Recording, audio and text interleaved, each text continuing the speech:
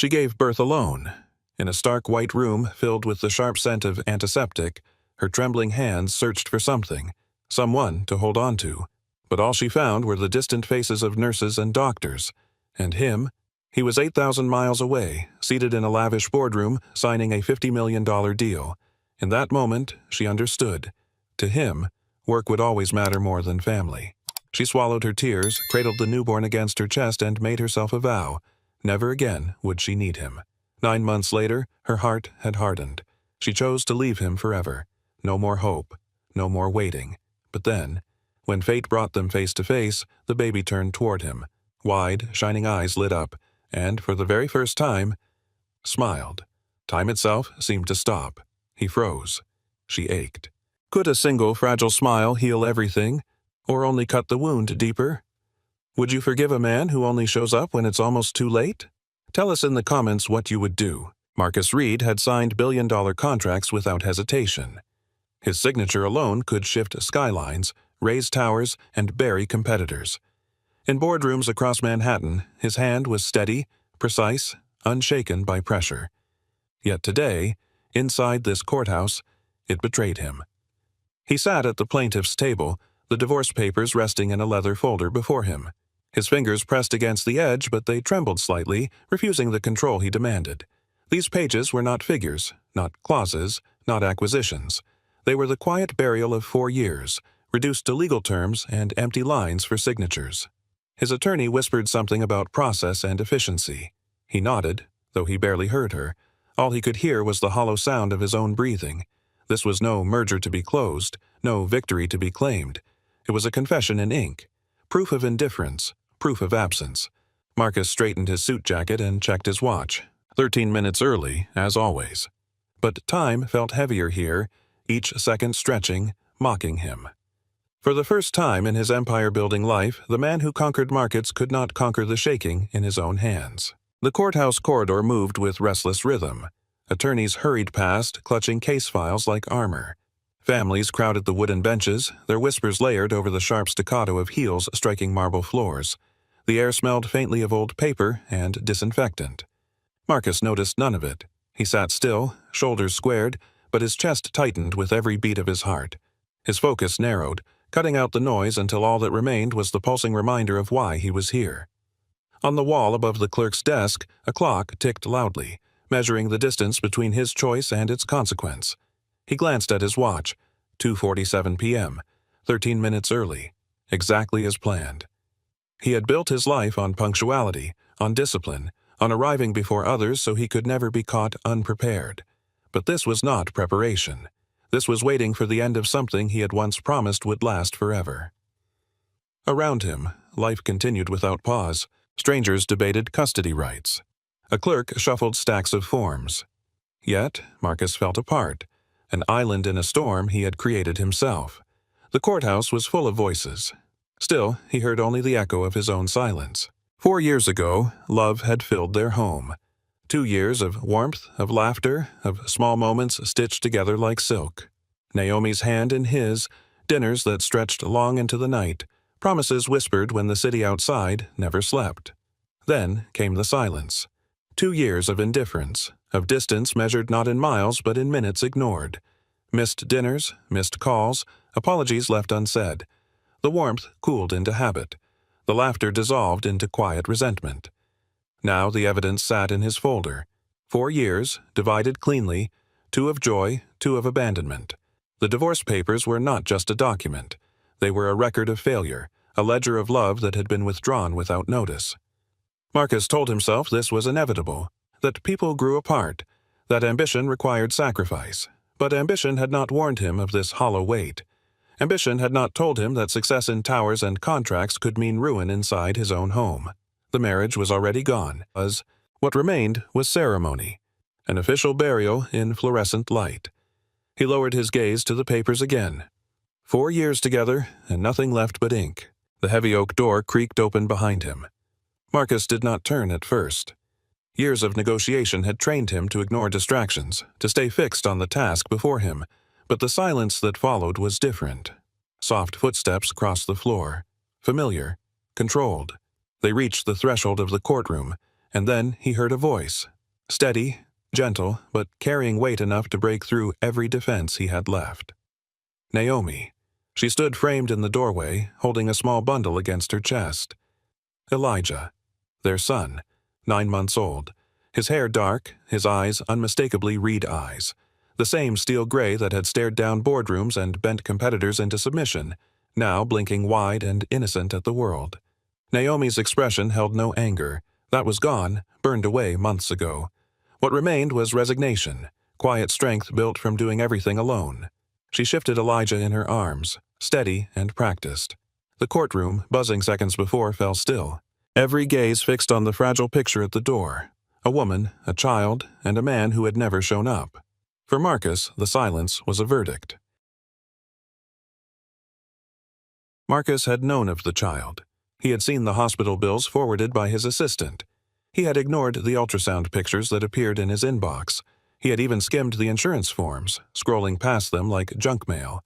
But this was the first time he faced the truth in flesh and breath. Elijah's eyes met his, steel gray. The same eyes Marcus had used to dominate negotiations, to silence rivals across mahogany tables. Now, reflected back in miniature, they stripped him bare. The child reached out, tiny fingers curling around the fabric of Naomi's sweater. Unaware of the storm his presence had created, unaware that his very existence shattered the armor of a man who thought himself unshakable. Marcus swallowed hard. His heart pounded against his ribs. This was no abstract obligation, no invoice, no digital reminder. This was blood, bone, and a gaze that carried his own reflection. For a moment, time seemed to hold still. It was not the judge, not the attorneys, not the silence of the courtroom that bound him. It was that look, the undeniable mirror that forced Marcus to see himself, and everything he had chosen to ignore. Judge Marlowe cleared his throat. His eyes moved from Naomi's calm face to the restless child in her arms, then to Marcus, pale and rigid. The courtroom, usually brisk with routine, felt heavy with something unspoken. "This case," the judge said slowly, "presents complexities that cannot be rushed." He set the file aside. "We will recess for 15 minutes. I suggest you use the time wisely." The gavel struck once, sharp against the silence. Marcus did not rise at once. His body remained seated, but his thoughts scattered. The courtroom emptied around him. Attorneys whispering, clerks gathering papers, spectators filing out. Yet he stayed motionless, staring at the folder of divorce papers as if it belonged to someone else. 15 minutes. It was nothing in the span of empire building. Deals took months, sometimes years, but 15 minutes now felt like a lifetime compressed, a test he had no strategy for. For the first time in his life, Marcus Reed, the man who commanded entire skylines, felt powerless. Not because of money, not because of reputation, but because love and loss sat only a few steps away, and he had no script to follow. The marble corridor stretched long and sterile. Marcus followed Naomi's figure, her steps steady, her grip on Elijah firm. The buzz of other families drifted around them, but her voice cut sharper than any noise. "I gave birth alone," she said, not looking at him. 36 hours of pain, fear, and you? You were in Los Angeles, signing a contract." Her words struck with precision. No shouting, just truth, delivered plainly. "I chose life," Naomi continued, adjusting Elijah against her shoulder. "You chose money." Marcus opened his mouth, but no answer came quickly. He had faced senators, investors, hostile boards. He had always had the perfect line. Here, nothing sounded right. Naomi stopped near a bench. She looked at him at last, her eyes steady, not cruel, only final. "Do you understand what that means? When I needed you most, you were absent. Not for a day, for months." Elijah fussed softly, and she rocked him with practiced ease. The child calmed in her arms. Marcus's throat tightened. He had no deal to offer, no figure to present, only the heavy knowledge that every word she spoke was true. Naomi's voice grew quieter, but each word cut deeper. "I sent you messages when I heard his heartbeat for the first time. You never replied. I called when the doctor warned of complications. Your assistant answered. I texted when he kicked inside me. You marked it as read." Her gaze did not waver. "I labored for hours, Marcus. Alone. I prayed you would walk through the hospital door. Even then, even after all your excuses, I believed you might show up. But you didn't. Not once." Every detail landed like a blow. Ultrasound pictures ignored, voicemails left unheard, photos of her swollen belly sent into silence. Marcus felt each memory like a knife turned slowly. He remembered. He remembered every notification. He had seen them, yes, but he had filed them away as if they were nothing urgent.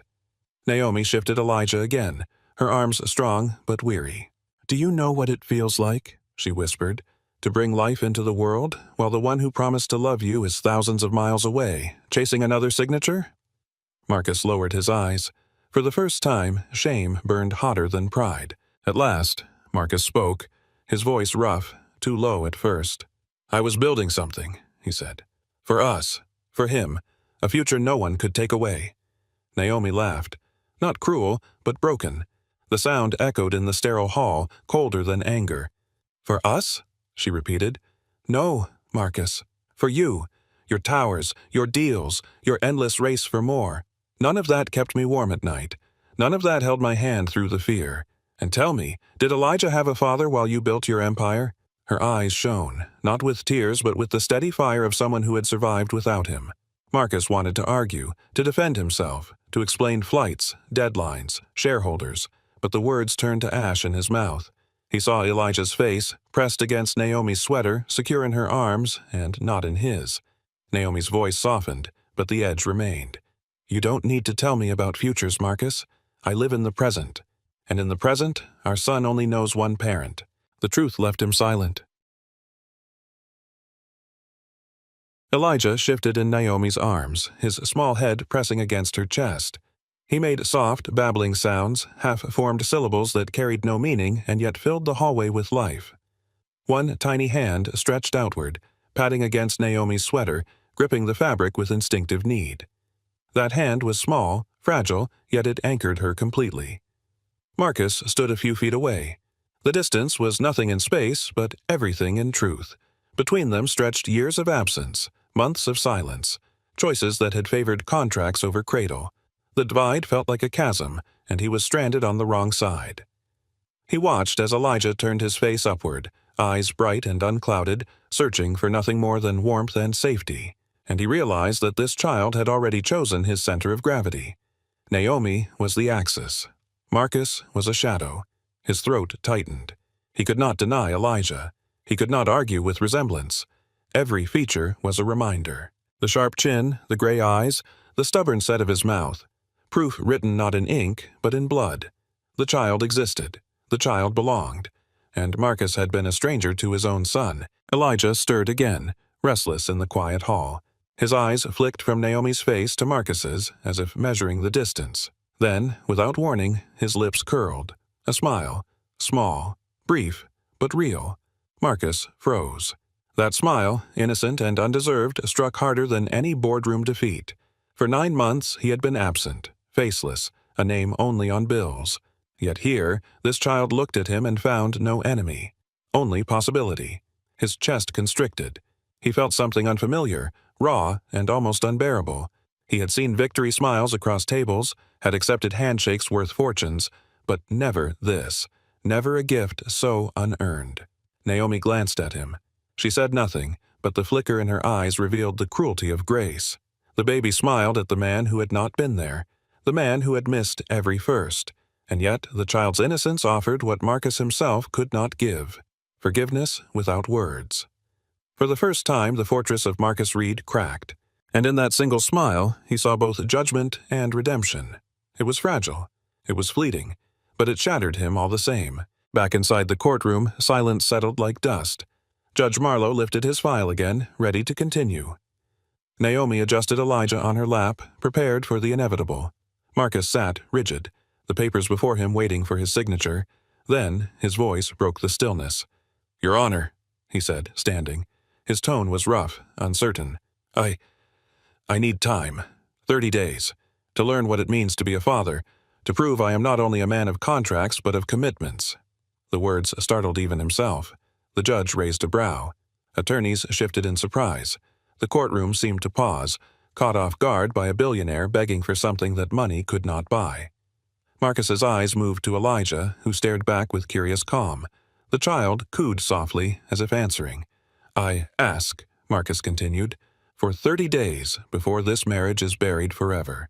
30 days to stand, not as a businessman, but as a father. The gavel did not fall. Instead, the weight of the room hung in the air.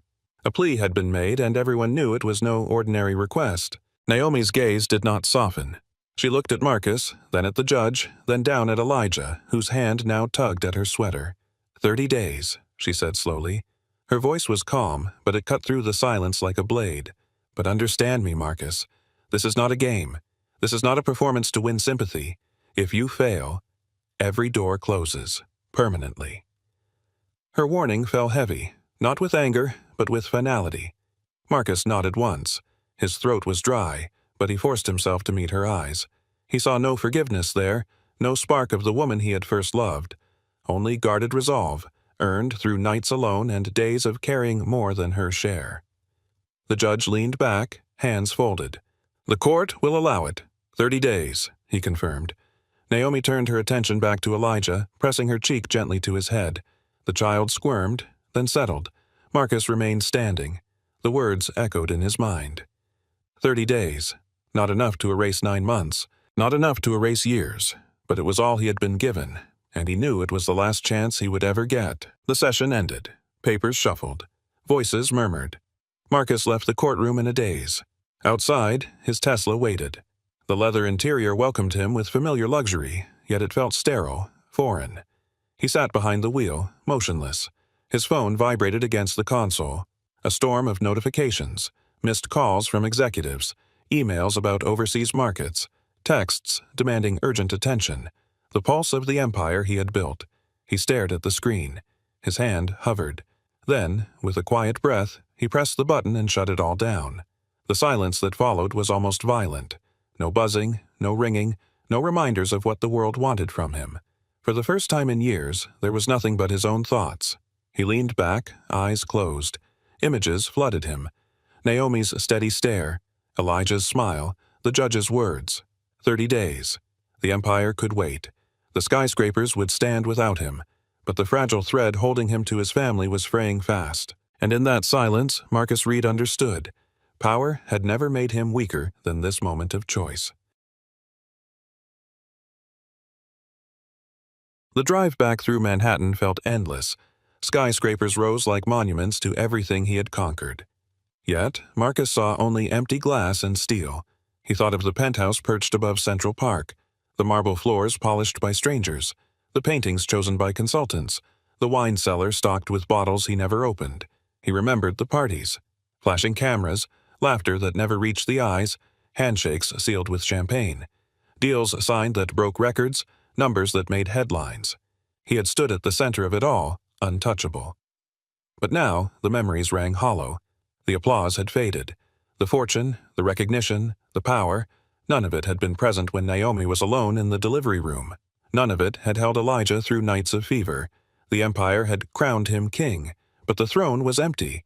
The wealth, the fame, the relentless drive, it had bought him silence where love should have been. Marcus gripped the wheel tighter, realizing that success without witnesses, without family, without meaning, was not success at all. It was a gilded cage, and for the first time, he wanted out. 3 days later, Marcus stood outside a baby store on Madison Avenue. His suit was pressed, his shoes polished, yet his hands trembled. At exactly 7, the doors opened. A woman with silver curls greeted him kindly. "Can I help you?" Marcus hesitated. The words tasted strange on his tongue. "I need everything. For a 9-month-old. I don't know where to start." Her eyes softened. She led him through aisles of diapers, bottles, formula, car seats, and tiny clothes. She explained sizes, feeding schedules, routines. She showed him how to hold a bottle, how to test water on his wrist, how to recognize hunger cues. He listened intently, scribbling notes like a student cramming for an exam. The billionaire who once dictated billion-dollar contracts now stood humbled by pacifiers and teething rings. By the time he left, his car overflowed with supplies. But it wasn't the purchases that mattered. It was the act of beginning. Marcus realized fatherhood could not be bought in bulk. It had to be lived, messy, uncertain, and one careful step at a time. And for the first time he allowed himself to try. The pediatric clinic smelled of disinfectant and Cheerios. Pastel walls lined with painted animals tried to calm restless children. Marcus arrived early, leather notebook in hand, filled with questions he had researched late into the night. When Naomi entered with Elijah, the air shifted. He stood, awkward but eager, as though approaching an unfamiliar stage. Dr. Holloway examined Elijah with practiced hands. She weighed him, measured him, checked his reflexes. Elijah squirmed, then cried out when the needle pierced his skin. The sound tore through Marcus. He had faced hostile boardrooms, international scandals, crises worth millions. None had struck like this, a child's cry, sharp and small. Naomi soothed Elijah instantly, her touch calming, her voice steady. Marcus felt useless beside her, a spectator to a bond already formed. Dr. Holloway turned to him. "Your son doesn't need luxury, Mr. Reed. He needs you, not once in a while, every day." Marcus nodded. The words landed harder than any lecture. For once, the mentor he needed was not a CEO, not a strategist, but a doctor reminding him of the simplest truth. Presence mattered more than power. Saturday morning, Marcus stood at Naomi's door. She opened it slowly, surprise flickering across her face. Elijah clung to her leg, then noticed Marcus. "Duh! Duh!" the child babbled, reaching forward. Marcus froze.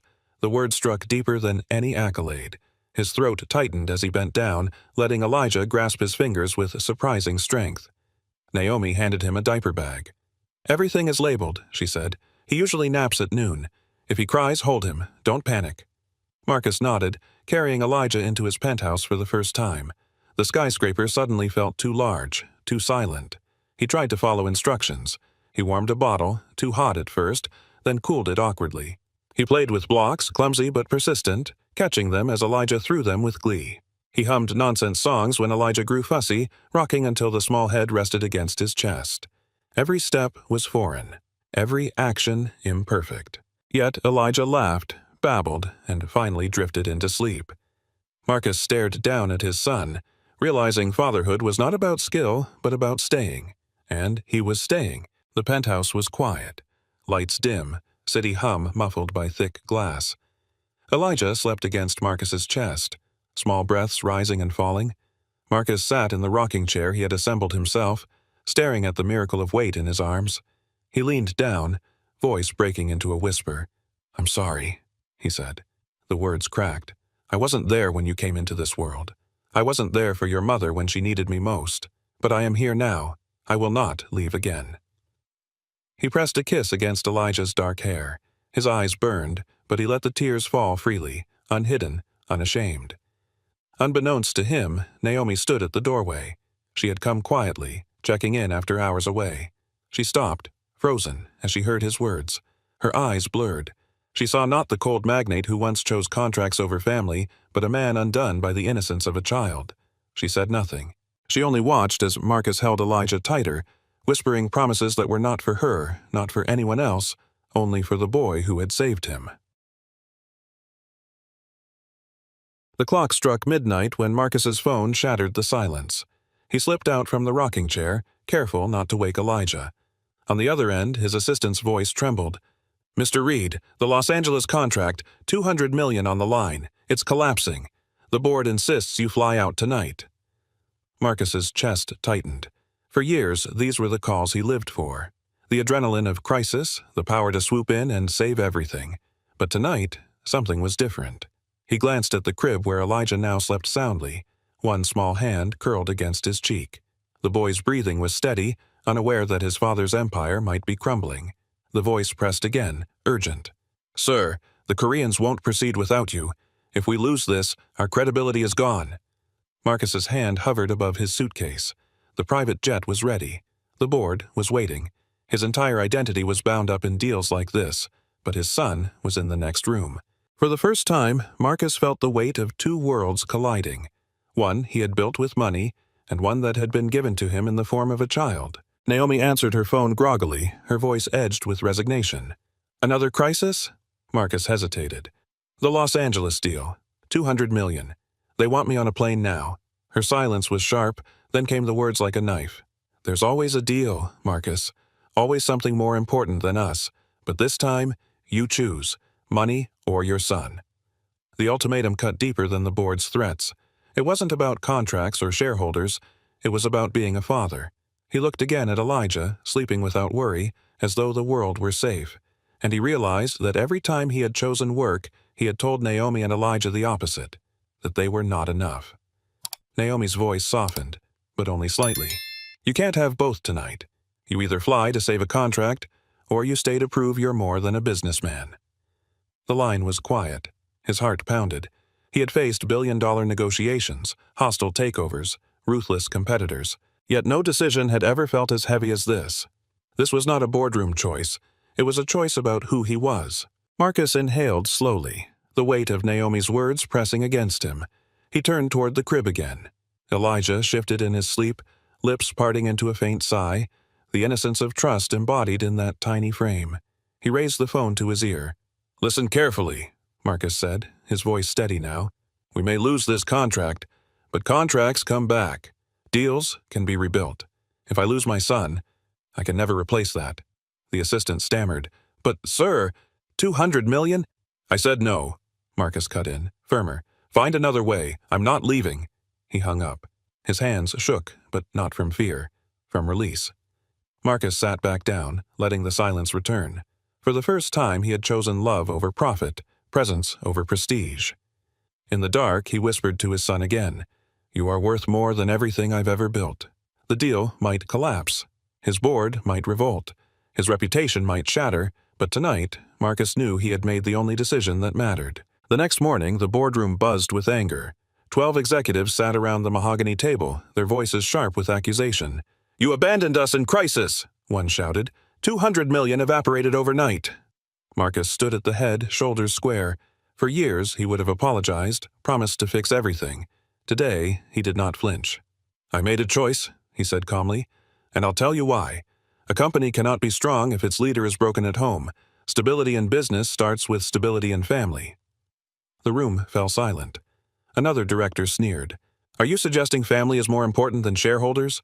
"Yes," Marcus said, without hesitation. "Because when leaders sacrifice everything personal for profit, they burn out. And when they burn out, companies collapse. What we need is not endless sacrifice, but sustainability." Some faces hardened. Others softened, considering. Marcus pressed on. "I will not abandon my son for a contract. If that makes me unfit to lead in your eyes, so be it. But know this, a man who stands for nothing but money will eventually lose even that." The fallout was swift. The Los Angeles deal collapsed. Headlines screamed of a billion-dollar empire in jeopardy. Investors whispered about replacements. Marcus braced for ruin. Yet, something strange happened. The very decision that seemed reckless sparked a different conversation. A journalist ran the headline, "The CEO who chose family over fortune." The story spread across networks, carried by mothers, fathers, workers tired of relentless sacrifice. Social media exploded with support. Parents called him brave. Families thanked him for saying aloud what so many felt, that no deal was worth missing the lives of those you love. By week's end, the company's stock, expected to plummet, began to climb. Analysts called it the humanity premium. Investors believed in a leader who could see beyond numbers. Marcus read the headlines in quiet disbelief. He had lost a contract, yes, but somehow, by choosing his child, he had gained something more. For the first time in his career, success was measured not in dollars, but in respect, in trust, and in love. Central Park hummed with life on a spring afternoon. Children laughed on the playground, dogs tugged at leashes, joggers moved down the paths. Marcus stood behind a swing set, pushing Elijah higher and higher. The boy was now 2, his small legs kicking the air, his voice echoing across the park. "Daddy! Higher, Daddy!" Marcus laughed, steady hands guiding the swing. The sound of that single word, "Daddy," was worth more than every deal he had ever signed. On a nearby bench, Naomi sat with a book in her lap, though her eyes rarely left them. Her smile was quiet, content, the kind that carried both memory and forgiveness. The man who once ruled boardrooms now found his throne in the simple rhythm of a swing. Each push was a promise. Each laugh from Elijah was a crown. 2 years ago, Marcus Reed was the billionaire who nearly lost everything. Now he was simply a father, and that title was enough. Evenings looked different now. Marcus no longer sat beneath glass ceilings staring at spreadsheets past midnight. He no longer lived on flights and conference calls. Instead, he sat cross-legged on the floor of a modest living room, holding a book with worn pages. Elijah climbed into his lap, eyes wide, waiting for the story to begin. "Once upon a time," Marcus read, his voice soft, his son leaning closer with each word. Naomi passed by the doorway, pausing to watch them. The sight carried more weight than any title Marcus had held. He was no longer CEO in full command. He had stepped back, shared power, learned trust. Some called it weakness. For Marcus, it was freedom. When he closed the book and kissed Elijah's forehead, he realized this was his greatest trade. He had exchanged contracts for bedtime stories, skyscrapers for laughter, billions for belonging. And for once, it was a deal where he had gained far more than he gave away. One evening, after Elijah had fallen asleep, Marcus and Naomi sat together in the quiet kitchen. The city outside still glittered, but inside there was only soft lamplight and unspoken history. Marcus broke the silence. "For years, I believed success was measured in towers, in contracts, in numbers printed on glossy reports." Naomi's eyes searched his face, waiting. "But I was wrong," he continued, voice low. "I know that now. Success is not what you build in stone or steel. Success is when your son looks at you and calls you daddy." The words hung between them, simple and raw. Naomi blinked back tears. She had heard promises before, too many broken, but this felt different. Not grand, not rehearsed, just truth spoken in its plainest form. For the first time she let her hand rest gently on his. Not forgiveness yet, but a step toward something they could build again. Summer sunlight melted into evening. The three of them sat together on a bench near the ice cream truck. Elijah held a cone with sprinkles, chocolate smearing his cheeks. Marcus's phone buzzed in his pocket. For years, that sound had ruled his life, demanding obedience. He reached for it, then stopped. Slowly, deliberately, he powered it off. Naomi noticed. Her smile deepened. Elijah giggled, offering his sticky cone for them both to share. For the first time in decades, Marcus felt truly free. Not free because of wealth or authority, but free because he was no longer chained to it. Free to taste ice cream with his son. Free to sit in silence with Naomi. Free to exist without always chasing the next deal. The world was still loud, still urgent. But in that moment, all he heard was laughter. All he saw was love. Marcus Reed once had everything. Wealth, fame, power. Yet he almost lost the one treasure that truly mattered. The right to live in love and to be loved in return. But he changed. He chose family over fortune, presence over profit. And in that choice, he discovered what no empire could ever buy: belonging, forgiveness, and a love that endures. If you were Naomi, would you forgive him? Would you open your heart again to a man who once chose money over you? Share your thoughts in the comments below. And don't forget to subscribe so you won't miss the next story that may move your heart, stir your soul, and remind you of what truly matters. Marcus was once a billionaire in numbers. Now, in love, he is rich beyond measure. The windows at Crestline Estate didn't just shine, they sparkled. Monica Reed wiped her cloth across the final pane, then leaned back slightly, eyeing the line of perfect glass she'd just polished. None of it belonged to her. She tugged her uniform straight. It wasn't much, plain gray, fitted at the waist, practical for her daily routine of wiping counters she'd never eat from. Monica had gotten used to invisibility in this house. 3 months of moving like a shadow, barely noticed by the man who owned everything. Roman Dax. He was rarely seen, though his presence felt permanent, like a fingerprint on every surface. The staff talked in hushed tones about his icy temperament, how he fired a senior partner just for misplacing a decimal in a financial report. Monica had once caught a glimpse of him stepping out of a black SUV, phone glued to his ear, jaw set like carved stone. Cold, rich, ruthless. And now, footsteps. Monica tensed. "Miss Reed." She turned quickly. The man himself stood just behind her, as if summoned by thought. Roman Dax was tall, commanding. Broad shoulders filled out a tailored black shirt that clung to his body like a second skin. A few buttons were left undone, exposing a sliver of defined chest. His storm-colored eyes met hers, steady, unreadable. "Yes, Mr. Dax?" Her voice sounded more confident than she felt. He didn't smile. "I need a wife," he said flatly. Monica blinked. "I'm sorry." "A legal arrangement," he clarified. "Temporary. Maximum of 1 year." She stared at him, stunned. Was this a joke? But Roman didn't blink. His expression was absolute. "I don't understand." She started. "My public image requires softening for a business merger," he said. "You need financial help. Specifically, the medical debt your late mother left behind." Monica's breath caught. He knew. He knew about the hospital bills, the collectors, the eviction notice that had once found its way under her door. "You've been looking into me," she said, arms folding defensively. "I look into everyone who lives under my roof," he said calmly. "Consider this mutually beneficial. No strings, no emotions, just an agreement." Monica felt her spine straighten. "So you want a fake wife, like some corporate strategy?" "Exactly," he said. She laughed, bitterly. "That's not in the job description. I'm rewriting the job description. And you assume I want to be a mother?" She shot back, voice tight. "I'm not offering a child," he replied. "I'm offering security." Her mind swirled. This man had just thrown her entire life into a blender, then offered her the button to press. Her pride warred with practicality. Her gut screamed to run. But there was a flicker beneath the noise, something unspoken. Not quite attraction, not yet. Curiosity and risk. "So, what happens if I say yes?" she asked slowly. "You move in. We sign a legal agreement. We play the part. No intimacy?" She challenged. "No expectations." She tilted her head. "Then I get to break your rules." Roman's eyes narrowed. "You'd try?" Monica gave a half smile. "Try me."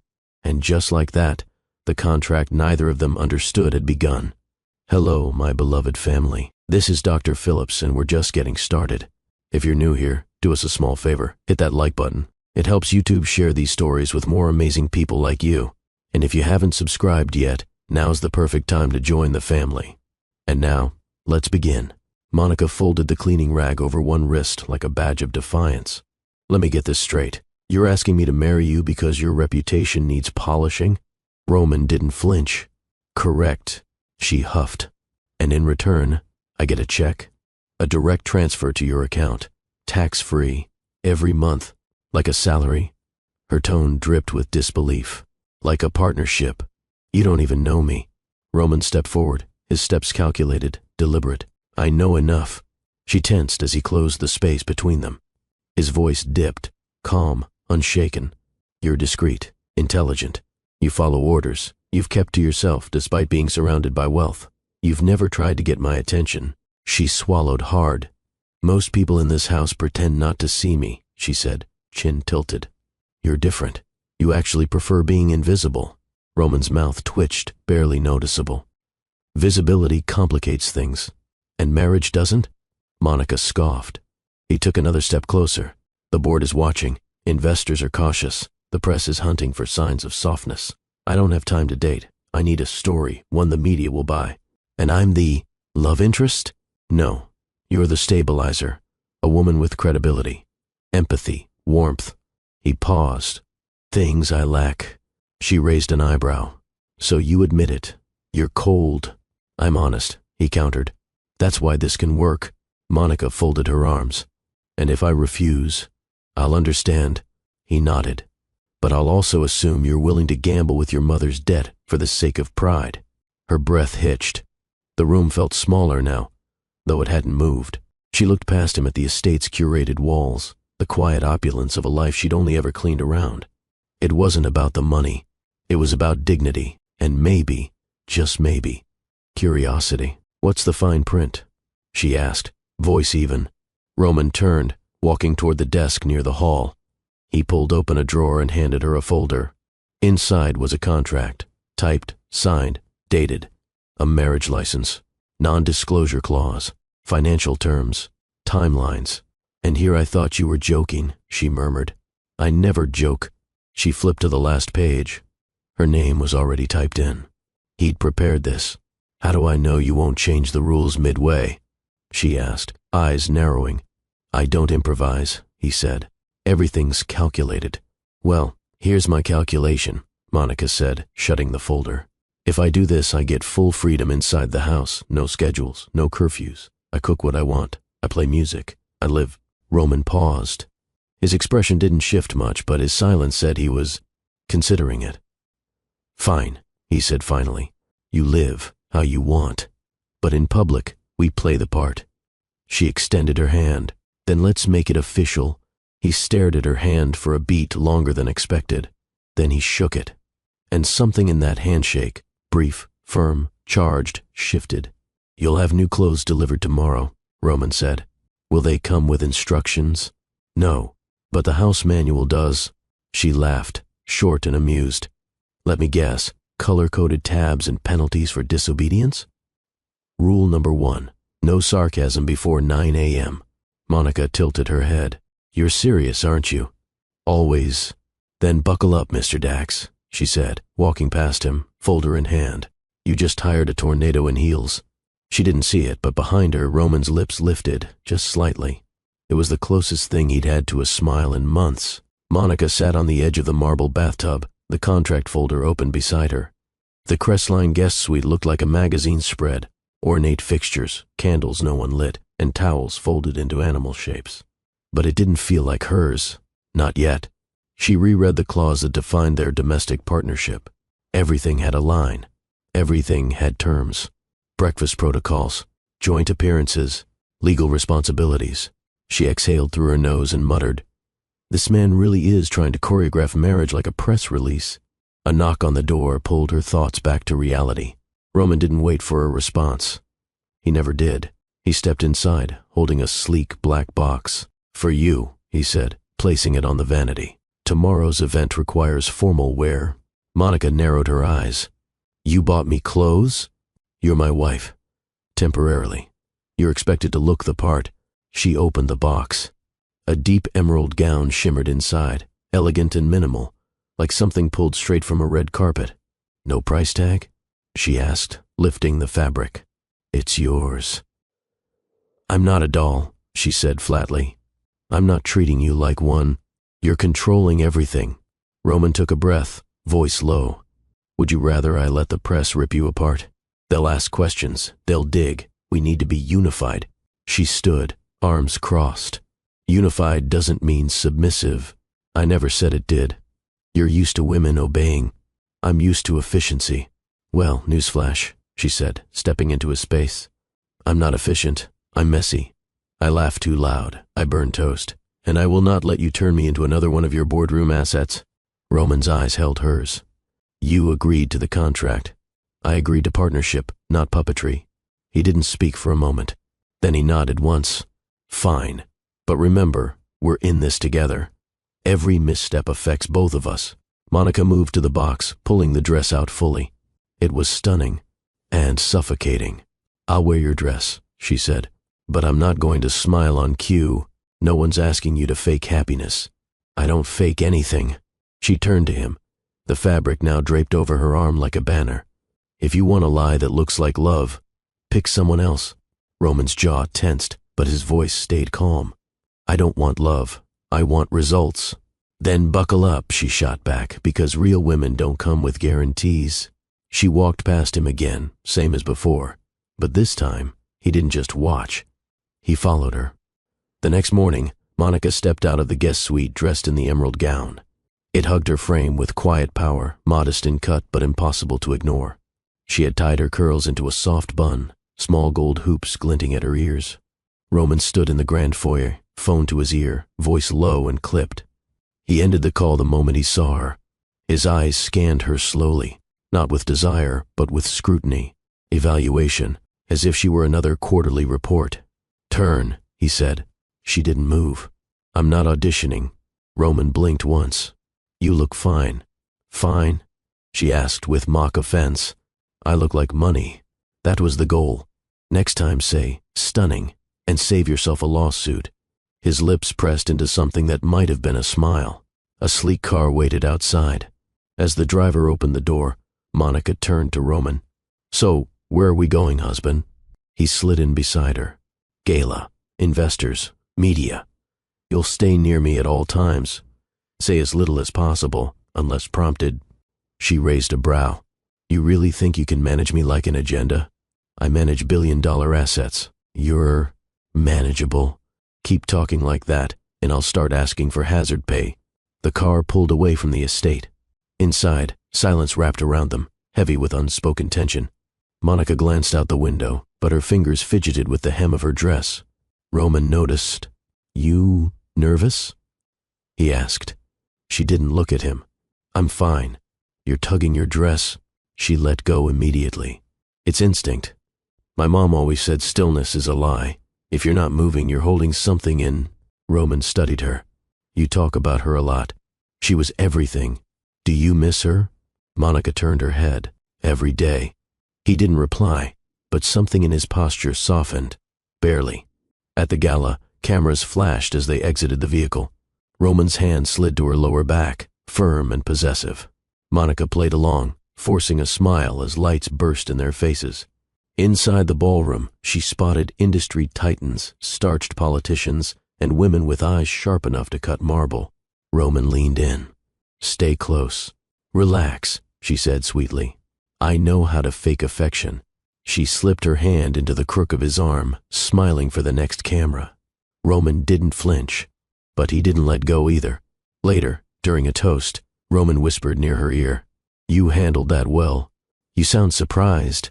Most people crumble in these circles. I grew up around sharks, she murmured back. Yours just wear tuxedos. As the night wore on, Monica danced with a few board members while Roman kept a watchful eye. When she returned to his side, cheeks flushed, he whispered, You broke 2 rules. I smiled too much? You drank champagne. I had 1 glass. That's enough to raise questions. You're supposed to be careful. She squared her shoulders. You brought me here as your wife, not your employee. If I have to pretend, I get to improvise. He stared at her, then said, Fair. Back in the car, the silence returned. But this time, it wasn't cold. It was charged. Respect had been earned. Lines had been redrawn. And the game had officially begun. The elevator doors opened with a soft chime, revealing Roman Dax's private penthouse. Monica stepped out first, heels clicking against gleaming marble. The space was immaculate, floor-to-ceiling windows, glass partitions, minimalist furniture in muted tones. Everything looked expensive, untouched, and sterile. It didn't feel like a home, more like a showroom. Wow, she muttered under her breath. Do you sleep here or just pose for Forbes covers? Roman walked past her, setting his keys in a tray by the door. It's efficient. It's a hospital with throw pillows, she replied, spinning in a slow circle. Where's the soul? He didn't answer. Instead, he handed her a sleek black binder labeled House Manual. You're joking, she said, flipping it open. Page 5. Rules begin there. You actually wrote rules? They maintain structure. She scanned the list, eyebrows climbing higher with each line. No music above 55 decibels after 8 p.m., no candles in bedrooms, no outside guests unless pre-approved. All personal items must be confined to designated quarters. She looked up. Are you running a marriage or a military base? Roman didn't respond. He simply removed his jacket, revealing a crisp white shirt beneath. He moved through the living room with sharp precision, opening cabinets, checking his phone, unfazed. Monica smirked. Do I need permission to breathe after midnight? Don't be dramatic. Oh, I'm sorry, she said. That wasn't in the manual either. He turned to her, voice calm. You agreed to the contract. This is how I live. Well, she said, tossing the binder onto a side table. Get ready to live differently. Roman raised a brow. You plan to test boundaries? No, she replied with a grin. I plan to erase them. Later, Monica wandered into her assigned bedroom, larger than her entire apartment back in Oakland. The bed was king-sized, layered in white linens that didn't even wrinkle. A closet stood open, filled with designer clothes already tailored to her size. She stared for a moment, then reached out and brushed her fingers over a silk blouse. No more uniforms, no more scrubbing tile. She turned, and for the first time since signing that paper, the reality sank in. She lived here now. With him, in this fortress of rules and silence. She sat on the bed's edge and whispered to herself, What did I just sign up for? As if on cue, a gentle knock came at the door. Roman entered, holding a set of keys. For your car, he said, placing them on the dresser. I don't have a license, she replied. He paused, then considerate motivation. She stared at him. You keep giving me things, but you don't actually give anything. He didn't respond, just nodded once, and left. As the door clicked shut behind him, Monica laid back on the bed, arms stretched wide, eyes on the ceiling. She had won the argument. But somehow, she still felt like the one being handled. Monica didn't ease into her new environment. She stormed in like a hurricane. The next evening, Roman sat in his study reviewing merger documents when a thunderous bass line thudded through the penthouse. He paused, pen in midair. The unmistakable sound of Erykah Badu's voice carried through the walls, layered over the sizzle of something frying in a pan. He stood slowly. In the kitchen, Monica danced barefoot in a faded Prince t-shirt and leggings, twirling a wooden spoon in one hand while stirring marinara with the other. Her hips moved to the beat as she sang off-key but unapologetically. Roman appeared at the threshold. She noticed him, but didn't stop. "Is it after 8?" She called over the music. "It's exactly 8:04. "Perfect," she said, twirling again. "I like to make an entrance. The volume is freeing," she finished, pulling open the fridge. "You should try it." He stepped forward. "There are rules." She held out a sauce-stained spoon. "Here, taste." Roman hesitated. "Afraid of a little sweetness, Mr. Dax?" He took the spoon, lips brushing the edge. He chewed, slowly, expression unreadable. "It's too sweet," he said. Monica grinned. "You say that like you taste feelings." "I don't." She arched a brow. "Then why do you keep watching me?" He said nothing. Monica leaned against the counter, arms crossed. "You thought you'd marry someone who would blend into your furniture. Surprise, I talk, I sing. I use real garlic. And sometimes," she added, twirling the spoon like a wand, "I wear purple and eat pasta at 10. Roman folded his arms. "You're exhausting." "Correction," she replied. "I'm alive." He walked away. She turned the music down just slightly, then followed him. "Tell me something," she said, hopping onto the bar stool by the kitchen island. "What did you expect this to feel like? Silence and mutual boredom?" Roman looked at her. Really looked. "I expected efficiency." "Well," she said, swirling the pasta again, "I'm not a spreadsheet." He exhaled. A single, quiet breath. Monica caught it. "You're not used to someone pushing back, are you?" "I'm not used to chaos. Chaos is how you find out what matters." Their eyes locked. For a second, neither moved. Then Roman stepped forward and slid a folded blanket onto the stool next to her. "For your naps," he said. She blinked. "I didn't say I nap." "You will." "Eventually." She smirked. That a threat? An observation? The pasta boiled over behind her. Monica cursed, rushed back to the stove, and turned the heat down. Roman stood there, arms crossed, amused despite himself. "Careful," he said, voice lower now. "You're becoming predictable." She tossed him a smile over her shoulder. "Don't worry, I'm full of surprises."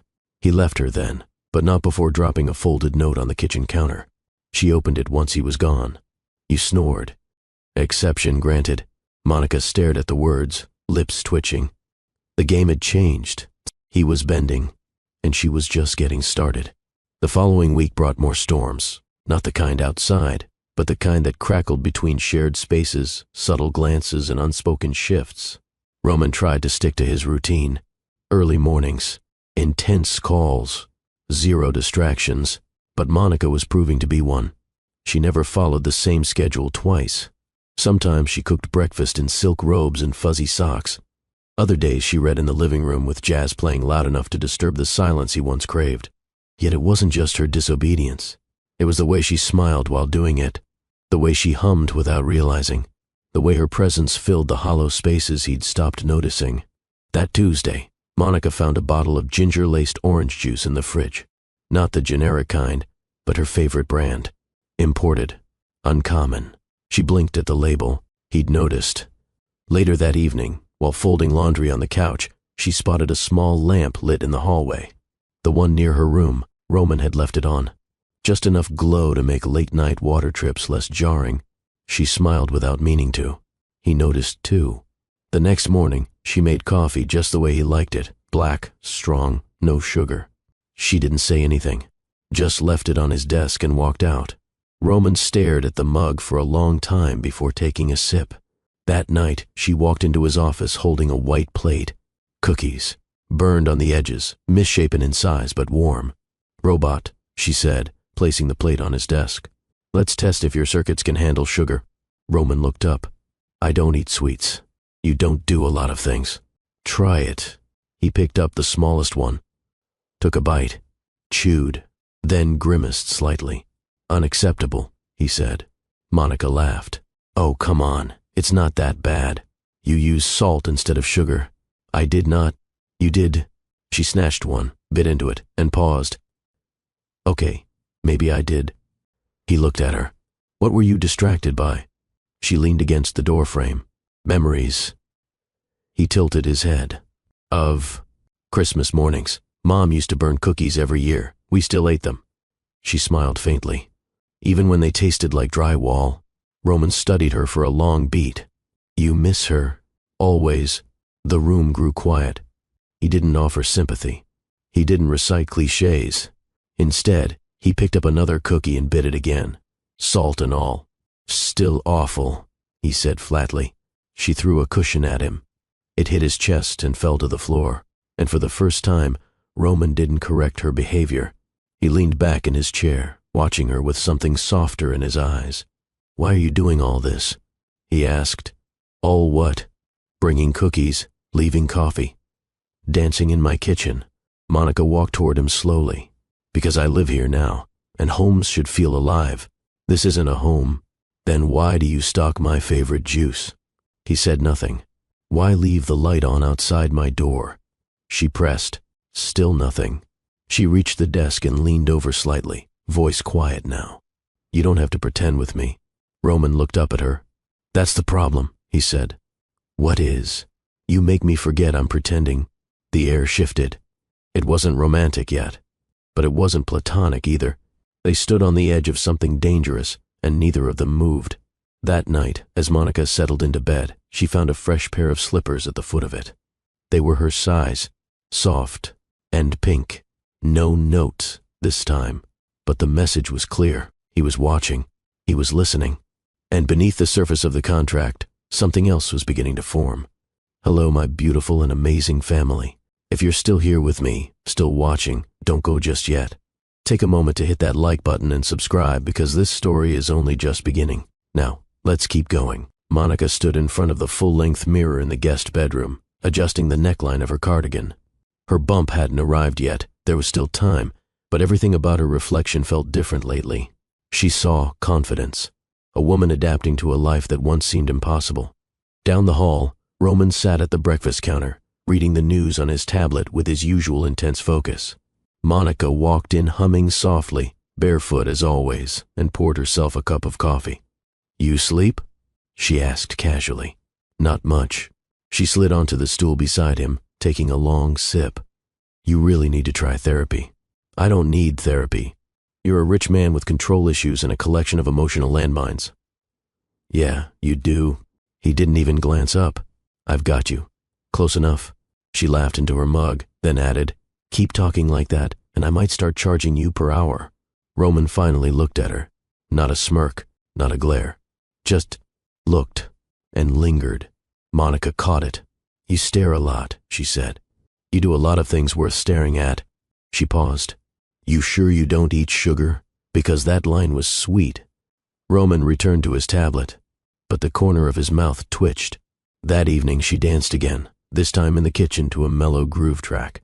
There was no pasta bubbling, no apron flapping, just her in sweats, spinning a wooden spoon absent-mindedly as she chopped vegetables. Roman walked in, phone to his ear, and paused mid-sentence. He watched as she twirled, just once, before she saw him. You're always creeping up on me, she said, not missing a beat. Not creeping, he replied, ending the call. Studying. She tilted her head. What do you see? A woman who doesn't belong in a box. She blinked. That sounds dangerously close to a compliment. Don't let it go to your head. Too late. Later that night, Roman returned to his study, only to find the hallway near Monica's room softly lit again. The slippers he'd bought her had been replaced with a small potted cactus, topped with a sticky note. For you, try not to kill it. He chuckled. The next morning, she found that same cactus sitting on the kitchen counter, now wearing a tiny red bow. Monica stared at it, then laughed out loud. He wasn't just observing her. He was engaging. Without saying it out loud, Roman had begun to speak her language. not through grand gestures, but in the way he noticed, in the way he remembered. Monica knocked lightly on Roman's office door, balancing a chipped white plate in her hands. "Robot," she called, pushing the door open before he answered. "I come bearing offerings." Roman looked up from his laptop, brows lifting. "Offerings?" She stepped inside, placing the plate on his desk. Cookies, slightly overbaked, not poisoned. He closed the laptop halfway and peered at the plate. "Why?" "Because I figured if we're going to pretend to be married, I should start feeding you disappointing desserts. It's tradition." Roman picked up one cookie and examined it like a contract clause. "They're uneven. I'm not Betty Crocker." He took a bite, chewed slowly, and winced. Monica folded her arms. "That bad? You used baking soda instead of powder." "Damn," she muttered. "I knew one of them had a cap." He placed the rest of the cookie down with surgical precision. Undeniably flawed. She flopped into the chair across from him. "You know, it wouldn't kill you to lie once in a while." "It might." Monica leaned forward. "Tell me, do you ever lighten up? I don't have the luxury. You're one of the wealthiest men in the country, which is exactly why I don't." She shook her head. "Money can't fix everything. It fixes most things. You sound like someone who's never laughed until they cried." "I haven't. Or danced like nobody was watching. No. Or eaten a cookie just because it reminded you of someone." Roman paused. "Just briefly, what if I don't want reminders?" Monica's voice softened. "Then maybe you're not as bulletproof as you think." He looked at her, really looked at her this time. Not with judgment, not with calculation, but with something else, something searching. "You think I'm cold," he said. "I think you're frozen," she replied. "But underneath it, there's probably a man who used to believe in something." He didn't answer. She stood and gathered the plate. "Don't worry. Next time I'll burn them evenly." He caught her wrist before she turned. She froze. Roman held her gaze, thumb brushing lightly against her skin. "Why do you keep trying?" "Because I think you want someone to try." The air between them thinned. His grip loosened, but his eyes didn't move from hers. "What if I said I don't want training?" She smiled faintly. "Then why do you keep showing up for class?" Neither of them moved. Neither spoke. But something had shifted, and they both felt it. That weekend, rain tapped steadily against the penthouse windows. The city below blurred into streaks of silver as storm clouds hovered low. Monica sat cross-legged on the floor of the living room, surrounded by paperwork and colorful highlighters. She was studying a child development course, one she'd started online months before, but had quietly paused when the job at Crestline began. Roman entered the room carrying his tablet, but paused when he saw her. "What's all this?" he asked, motioning to the floor chaos. "Class notes," she said without looking up. "I've been trying to get my teaching certification." "You want to be a teacher?" She nodded. "I was studying early childhood education before my mom got sick. Everything stopped after that." He glanced at the papers. "And now, I'm catching up. You might be a robot, but some of us still believe in messy dreams." He stepped closer, scanning a handwritten flashcard. "These are handwritten. Shocking, I know. I believe in ink." He crouched beside her, picking up a sheet. "You color code your stress levels? The brighter the color, the harder it is to memorize." Roman tilted his head. "You're methodical." "Underneath the chaos," she said, "there's a system." He looked at her then, longer than usual. "What made you want to teach?" Monica smiled, small and honest. "Because I never had one who looked like me. And because I want to give kids what I didn't get: patience, encouragement, safety." Roman's gaze didn't leave her. She shifted under his stare. "What? Don't analyze me." "I'm not." "You're absolutely analyzing me." "I'm observing," he said. "There's a difference?" "I don't judge. I assess." "Well, here's your assessment," she said, tapping his knee with a pen. "You're dangerously close to being human."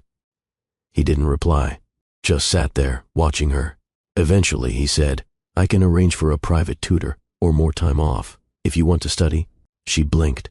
"You'd do that? You're not my maid anymore." "And what am I now?" Roman looked down at the scattered papers. "Something I didn't expect." Monica's chest fluttered, but she pushed the feeling away. Instead, she slid one of the flashcards toward him. "Here, let's see if you're teachable." He took it, read the question, and got it wrong. Twice. She laughed. Okay, you're not hopeless. But we've got work to do. They sat together, side by side on the floor, Monica guiding him through basic concepts, while Roman awkwardly repeated terminology like a man trying to learn empathy from a textbook. She poked fun. He tolerated it. They talked more than they had in weeks. And for the first time, the contract didn't hang between them like a wall. Hours passed. The rain softened. The apartment grew warmer. At one point she yawned mid-sentence, and Roman instinctively handed her a folded blanket from the couch. She paused. You're getting really good at that. At what? Catching things I don't say. Roman didn't answer, but his eyes said enough. They were no longer just cohabitants, no longer actors. This was something else, something unspoken, something real. Monica stood in front of the full-length mirror, smoothing the sleeves of a navy blue blouse Roman had personally selected. The adoption agency interview was in an hour, and despite her calm exterior, her insides twisted into anxious knots. She practiced a polite smile, then dropped it.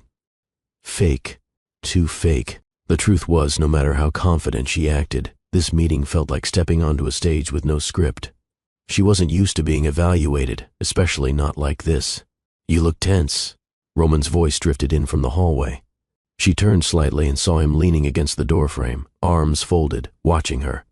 I'm not tense, she lied. Your shoe is on the wrong foot, he pointed out. She looked down. Damn. Left foot was wearing the right heel. She groaned and sat on the bed to fix it. He stepped inside and handed her a folded document. Here's the file from the agency. I've highlighted key points. She scanned it quickly. His notes were immaculate. Color-coded tabs, concise bullet summaries. He had annotated her life like it was a quarterly report. You really don't do anything halfway, she said. This isn't just for show. They want proof of stability. I haven't even decided if I like kids. They don't need to know that. She gave him a look. Remind me again why we're doing this. Because this agency has ties to the investors we're courting. Approval from them helps our image, and it makes the marriage narrative credible. And if I mess up, you won't. You sound so sure. You don't pretend well. Which means if they believe you, it's because it's real. Monica stared at him. Something in his voice hadn't sounded rehearsed. Roman, she said quietly, do you want a child? He hesitated, just for a beat. I want control over the narrative. That's not a yes. He stepped closer. It's not a no either. She wasn't sure what to make of that. He straightened the collar of her blouse and met her eyes. Just be yourself. Let me handle the rest. I thought you didn't improvise. Today, I'll make an exception. Monica gave him a long look, then nodded. As they walked toward the elevator, she glanced up at him. Don't hold my hand unless I squeeze yours first. Roman gave a rare half-smile. Duly noted. And with that, the elevator doors slid open, carrying them down, not just to an interview, but toward a moment that would blur the line between pretending and becoming. The office of the Crestview Family Foundation was a far cry from Roman's glass and steel empire. The lobby smelled like cinnamon and safety. Worn bookshelves lined the walls, and finger paintings hung proudly behind the front desk. Monica gripped her tote bag tightly as a soft-spoken receptionist led them toward the interview room. Roman walked beside her, calm as ever. Impeccably dressed, impeccably unreadable. She hated how steady he was. Inside the meeting room, two women sat at a round wooden table. One wore glasses and a kind smile. The other had a tablet in her lap and a clipboard in her hand. Mr. and Mrs. Dax, the woman with glasses said. I'm Sandra. This is my colleague Claire. We just want to get to know you both a little before the board reviews your application. Monica opened her mouth to speak, but her voice snagged in her throat. She froze. Her legs were fine, her posture was straight, her outfit perfect. But her brain? Blank. Sandra noticed the tension. Would you like some tea, Mrs. Dax? Monica blinked. Yes, please. Before the mug arrived, Roman's hand reached beneath the table and gently wrapped around hers. He didn't look at her, didn't speak. But his hand stayed, firm, steady, real. Monica's fingers curled into his, surprised by the warmth and the unspoken message. I've got you. Claire began with a few standard questions about routines, long-term goals, and family vision. Roman answered each one with ease. He even made a few small jokes, surprising everyone, including Monica. He's funny, she blurted once, startled. Sandra chuckled. Is that rare? Monica turned to Roman, who looked amused. Extremely, she said. He's usually allergic to smiling. Roman smirked. She's not wrong. Claire looked between them. Tell us how you two met. Monica's heart skipped. This was it. The moment the story had to sound like love, not business. She opened her mouth, but Roman beat her to it. I met her in my own home, he said. She was polishing the windows. Monica blinked. I noticed she didn't try to impress anyone. She did her work. She didn't seek praise. She didn't ask for anything. Sandra leaned forward, intrigued. Roman continued. I realized. That's the kind of person who deserves everything. Monica's breath hitched. That's not in the script, she whispered. Roman squeezed her hand under the table. It's not a script. Claire tilted her head. And what does she bring to your life, Mr. Dax? Roman didn't hesitate. She makes me laugh. She makes this place, this world feel like home. Monica couldn't look at him. Not now. Her throat tightened. Sandra looked at her gently. And you, Mrs. Dax? What does Roman bring to your life? Monica forced her eyes forward, blinking fast. He listens. Even when I don't say things out loud, he hears them. Roman looked at her then, and something cracked between them, the kind of silence that wasn't awkward, but sacred. The interview wrapped a few minutes later. They walked out into the crisp afternoon air without speaking. They reached the car. Roman opened the door for her. Monica slid in, staring straight ahead. Halfway through the ride, she finally asked, Was any of that real? He looked over. Which part? The things you said. Roman reached over, threading his fingers through hers again.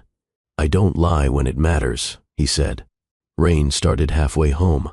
Monica stared out the window of the car as the wipers moved in slow rhythm, brushing away droplets that blurred the city lights. The silence between her and Roman felt different now, thicker somehow, not hostile but charged. The interview hadn't gone as expected.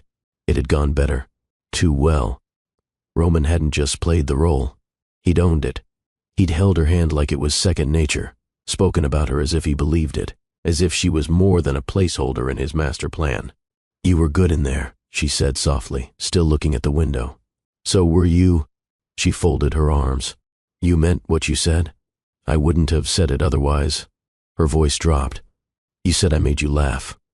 That I made the place feel like home. I did. She turned to him slowly. Then why did you sound like a stranger when we left the room?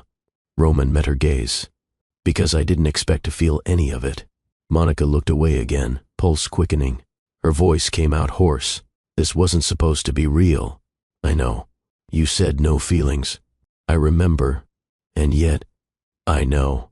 The car stopped at a red light. Outside, pedestrians hurried under umbrellas, their reflections scattered in puddles. Monica's chest tightened.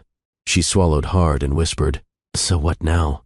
Roman leaned back, eyes forward. We keep going. As what? His jaw worked slightly. That depends on you.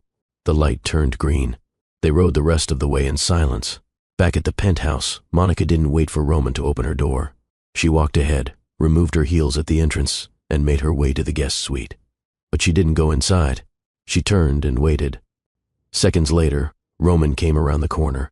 They stood a few feet apart, the rain still tapping against the windows behind them. Monica took a slow breath.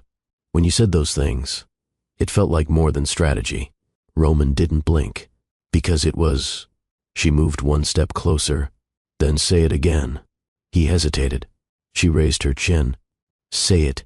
Roman stepped toward her, voice low and deliberate. You made me laugh when I forgot how. You made silence feel like comfort. You made a life I controlled feel like a life I could live. Her throat tightened. And you, he added, reaching for her hand, are the only part of this arrangement that never felt like a performance. Monica's eyes burned. Roman. He brushed her knuckles with his thumb. I don't know what this is becoming, but I'm not afraid to find out. She stepped closer. So did he. They didn't kiss. Not yet. But something deeper passed between them, an unspoken understanding, raw and honest. Monica whispered, Maybe we're both learning how to stop pretending. Roman nodded, and for the first time they stood not as employer and employee, not as husband and wife by contract, but as two people on the verge of something real. Camping. Monica blinked at the email on Roman's phone. You seriously agreed to a retreat in the woods? It's mandatory, Roman replied, not looking up from his packing. Agency policy. They want to observe couples bonding in real-life environments. She squinted at him. What kind of executive CEO agrees to make s'mores in the dirt? One who wants their signature approved, he replied coolly, zipping up a sleek black duffel bag. Monica crossed her arms. Let me guess, you're bringing a suit to the forest? He met her gaze without hesitation. I packed, too. She groaned. This is going to be a disaster. They arrived at the drop-off point just after noon. A narrow gravel road led into a lush wooded preserve, green and thick with the scent of pine. A cabin waited at the end of the trail, small, wooden, no visible Wi-Fi. Monica stared at it like it had personally insulted her. This is your idea of bonding? She asked as they stepped out of the SUV. Roman surveyed the structure with the wariness of a man looking at something both unfamiliar and unsanitary. It's a structure. It has a roof. It qualifies. A gentle breeze stirred the trees as a coordinator approached, clipboard in hand. You two must be the Daxes. Welcome. Cell reception here is spotty, but that's part of the charm. Monica smiled through gritted teeth. Oh, we're charmed. Roman remained stone-faced. Inside, the cabin was rustic. 2 rooms, 1 narrow bed, a fireplace that looked like it hadn't been used in years, and a kitchen Monica wouldn't trust to boil water. Well, she muttered, tossing her bag on a rickety chair, so much for luxury. Roman removed his jacket and rolled up his sleeves. We'll survive. You always make it sound like we're going to war. He glanced around. This isn't far off. Later that evening, the sky darkened faster than expected. Thunder rumbled low in the distance, followed by the sharp crack of lightning. Monica stood by the window, arms crossed. Tell me again why we didn't bring an umbrella? It wasn't in the packing checklist. Because romance is obviously your strong suit. A sudden downpour slammed against the windows, and the power flickered once, then cut completely. Darkness. Monica let out a slow breath. Perfect. Roman grabbed a flashlight from his duffel. There's a fireplace. She raised an eyebrow. You know how to light one? I've read manuals. That's not encouraging. As he fumbled with the wood and matches, smoke curled from the hearth, not in a charming way. Monica coughed, fanning the air. You're choking me out, she said, laughing despite herself. I'm adjusting the airflow. You're guessing. Technically. The fire sputtered, coughed, and eventually gave in to its own failure. Monica pulled her sweater tighter and dropped onto the cabin's only couch. Well, that was romantic. Roman looked at her, exasperated. You could try helping. I am helping, she said, smiling. I'm keeping morale up. He stared for a second too long, then sat beside her. Not close, but not distant either. Outside, the storm raged. Inside, something else began to stir. Not lightning, not fire, but warmth. Between 2 people who weren't supposed to feel it. The cabin had gone quiet, except for the steady drumming of rain on the roof. Monica sat on the couch, wrapped in a thin throw blanket, her curls slightly damp from when she dashed out earlier to retrieve bottled water from the porch cooler. Roman stood by the dead fireplace, sleeves rolled up, soot smudging the inside of one wrist. The fire had officially failed. His pride was only mildly bruised. You know, Monica teased, I always imagined the big bad CEO could at least handle kindling. I excel at mergers, he replied dryly, not camping theatrics. She laughed, hugging the blanket closer. Well, you get points for trying. -5 for the smoke bomb. Roman turned, arms folded. Are you cold? She looked at him. I'm fine. He crossed the room and shrugged off his coat, placing it gently over her shoulders. She blinked. Thanks. He sat down beside her. For a moment, neither spoke. The only sound came from the storm outside, wind pressing against the cabin walls, thunder rolling far in the distance. Monica leaned her head back. My mom used to love this kind of weather. Roman glanced at her.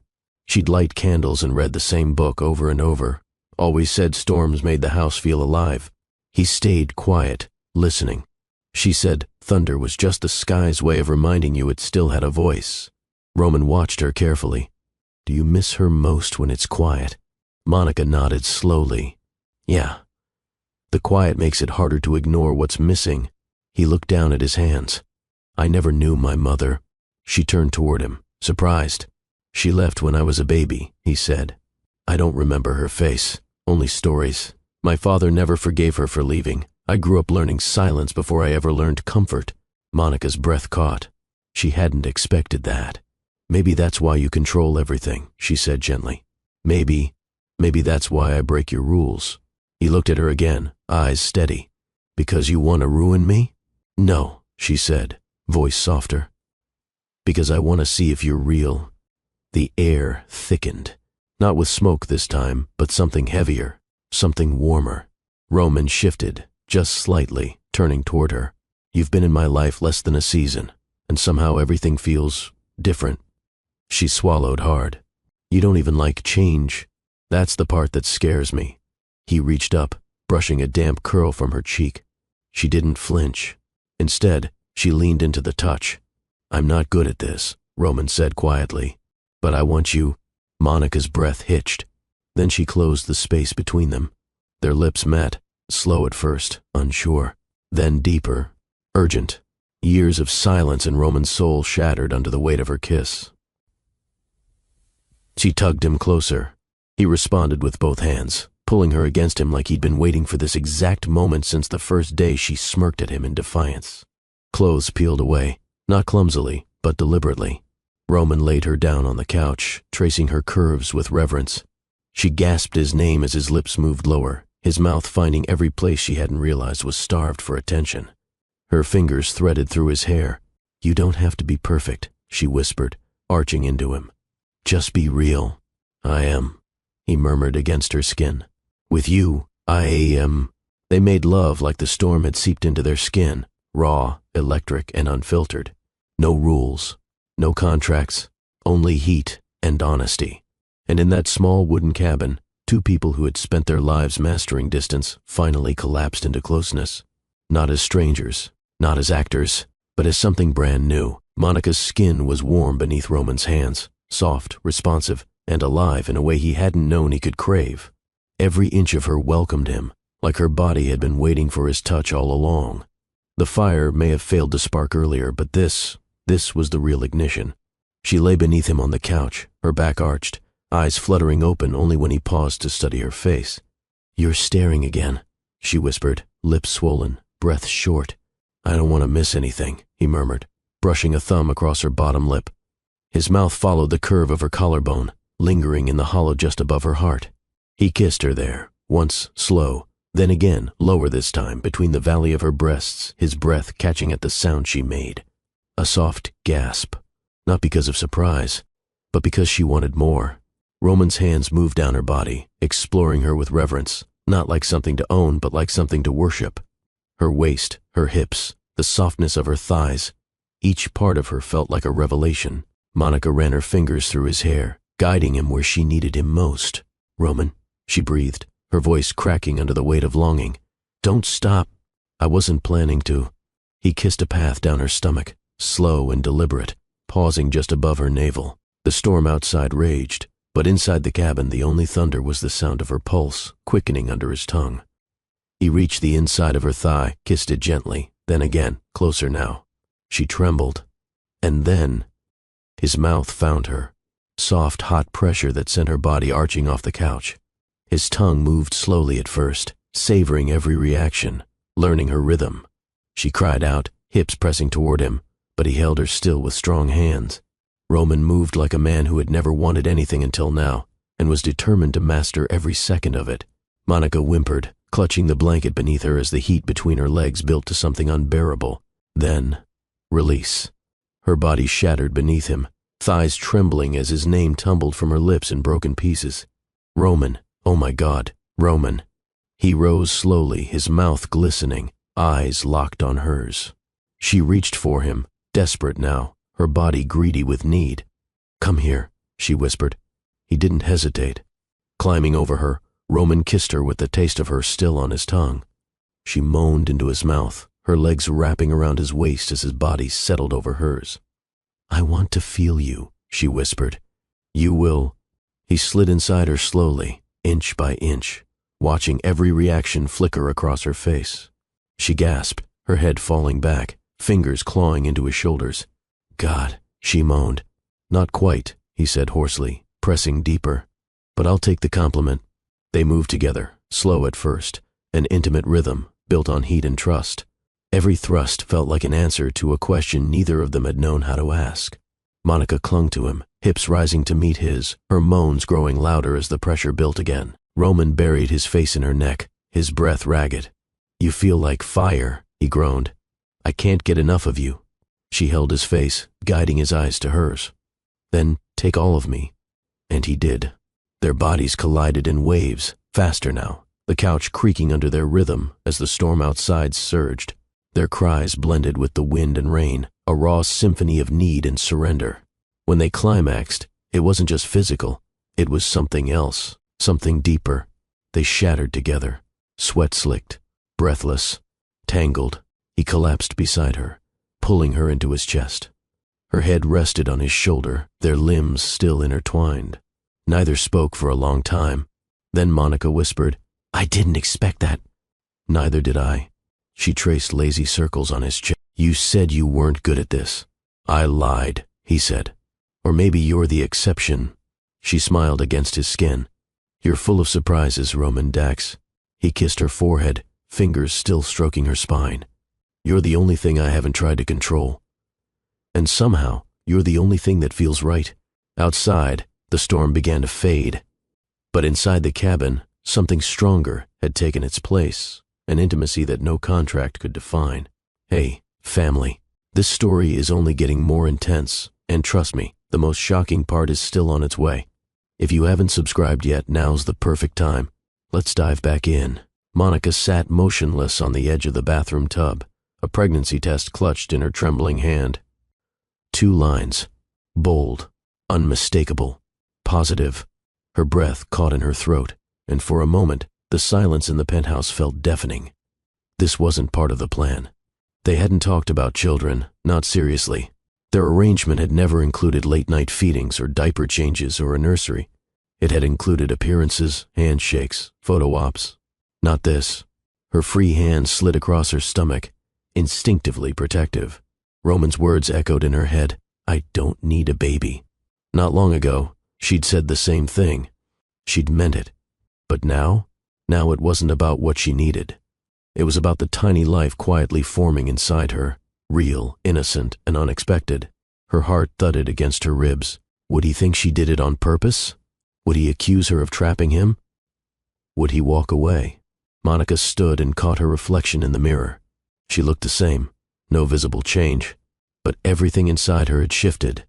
There was no undoing it. She pressed a palm to her belly.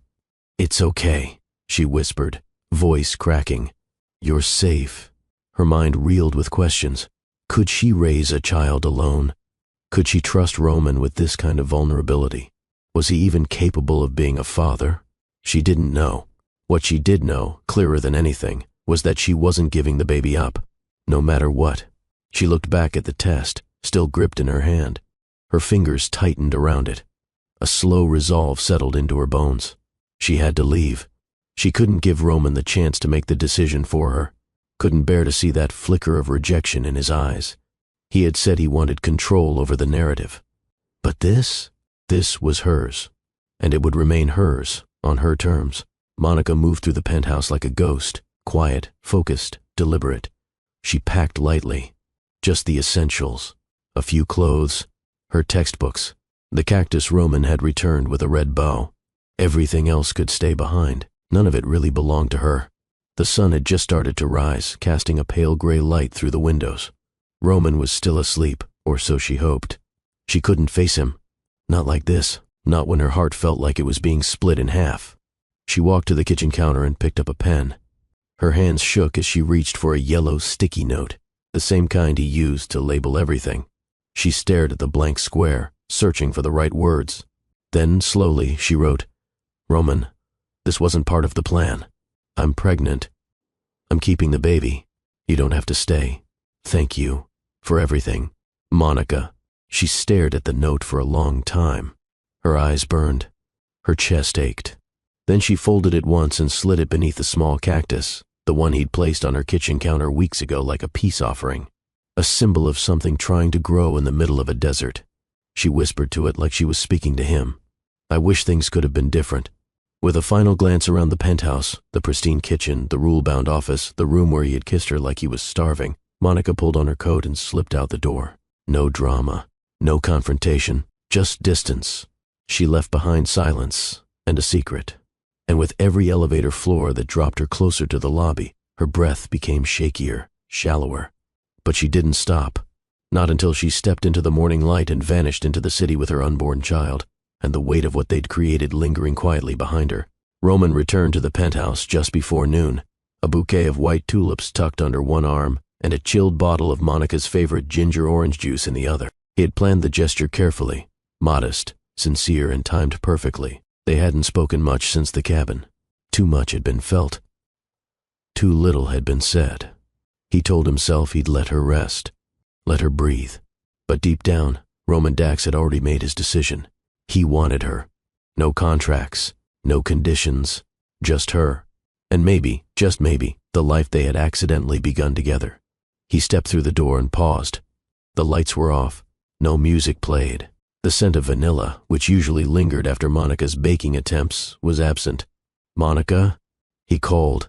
Silence. He moved through the apartment, expecting her to emerge from the guest room or the kitchen or maybe reading by the window with her slippers kicked off nearby.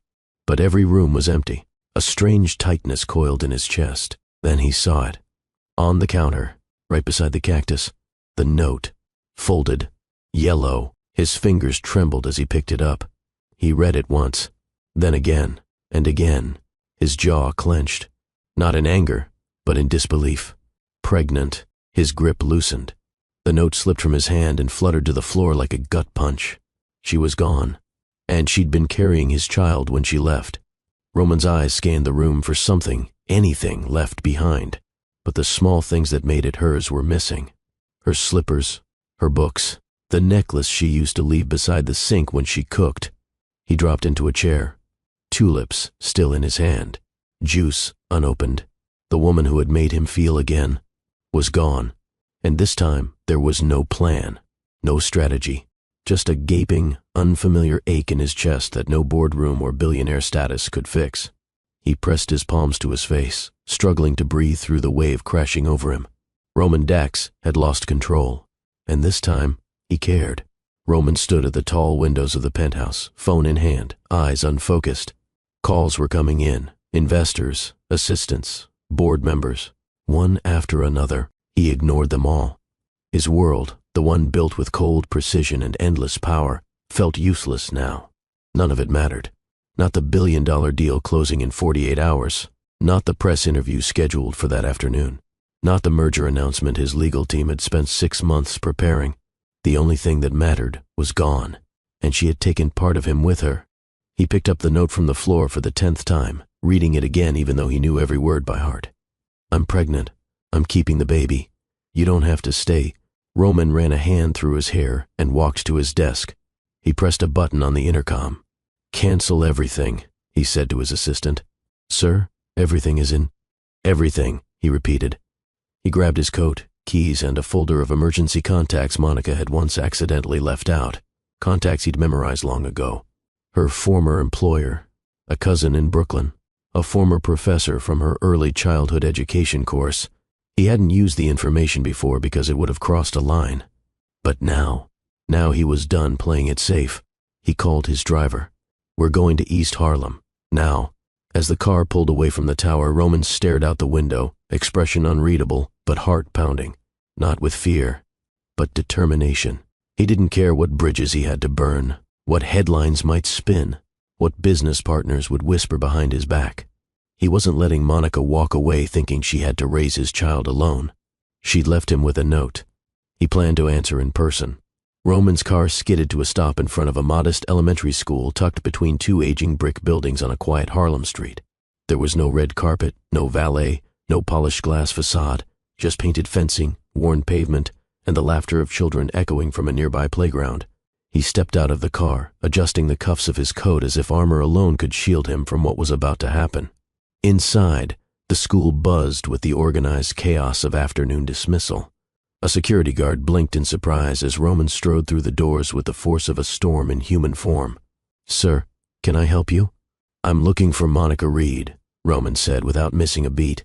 The receptionist, flustered but curious, pointed toward a classroom at the end of the hallway. "She's with her kids. You'll have to wait." But Roman was already walking. The closer he got to the door, the louder his heart pounded. Doubt crept in, whispering reminders of all the things he hadn't said. All the ways he'd failed her. All the walls he'd built between them, only to watch her slip through the cracks. He stopped outside the classroom, her voice floating into the hallway. "All right, everyone. Quiet hands while we wrap up our story." Roman exhaled, then pushed open the door. 20 wide-eyed children turned in unison as the tall man in a charcoal coat stepped inside. Monica stood at the front of the class, marker in hand, mouth slightly open. She froze. He did not. "I read your note," he said aloud. The kids gasped. Monica blinked, stunned. "I don't agree with it," he continued. "Not a single word." "Roman," she whispered, but her voice caught.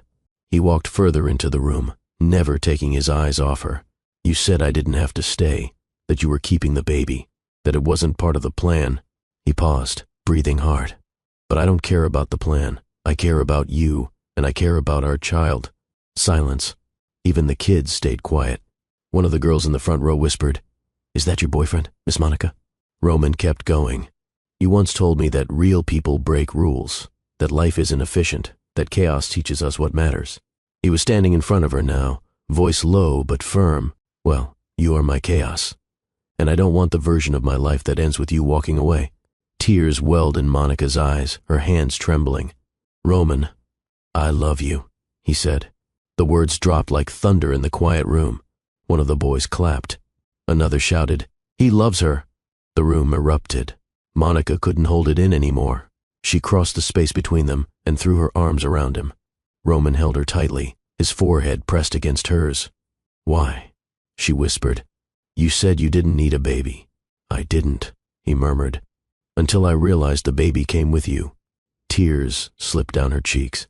"I didn't know if you could handle this." He brushed them away with his thumbs.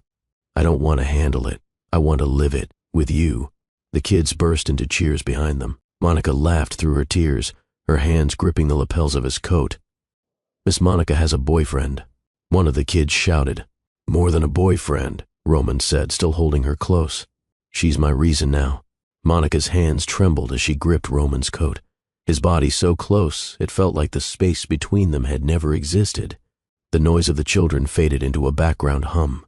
All she could hear now was his breath, steady and real, just inches from hers. "I don't want to lose you," he said, his voice raw.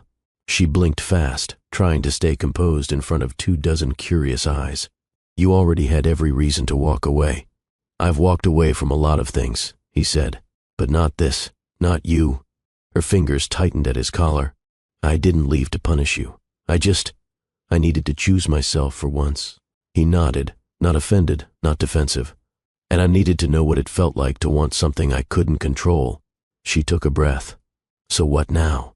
Roman reached into his pocket and pulled out a small folded note, one she didn't recognize.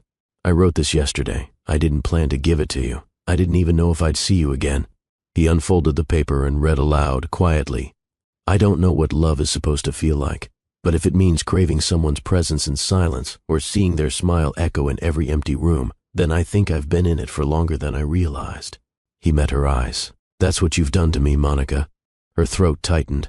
Her arms wrapped around him again without hesitation. This time, it wasn't for comfort. It was homecoming. The classroom clapped wildly now, some kids chanting her name. A few started whispering about wedding dresses and cake. Monica turned to them, laughing through her tears. All right, calm down. Miss Monica still has homework to grade." Roman smirked. "Guess I just interrupted class." She leaned in. "You interrupted everything, and I'm so glad you did." As the teacher gathered her things, Roman whispered, "Come home." She paused, then nodded. "Let's go." And with fingers interlaced, Monica Reed and Roman Dax walked out of the classroom, together. No script, no performance, just the beginning of something finally real. The moment Monica stepped back into the Crestline penthouse, something felt different. Not just in the air, but in her. Gone was the woman who had once tread carefully, eyes down, hands folded. Now she moved through the space with a quiet assurance. She no longer felt like a guest. She was returning home. Roman walked beside her, one hand protectively resting on the small of her back. The silence between them wasn't awkward.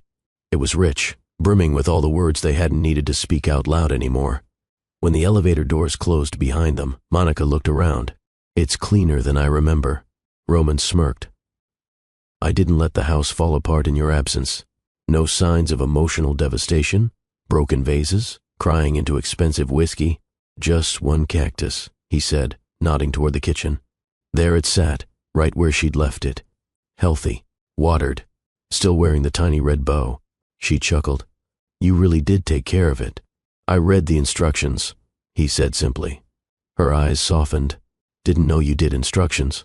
"I do now." She looked up at him. "You've changed."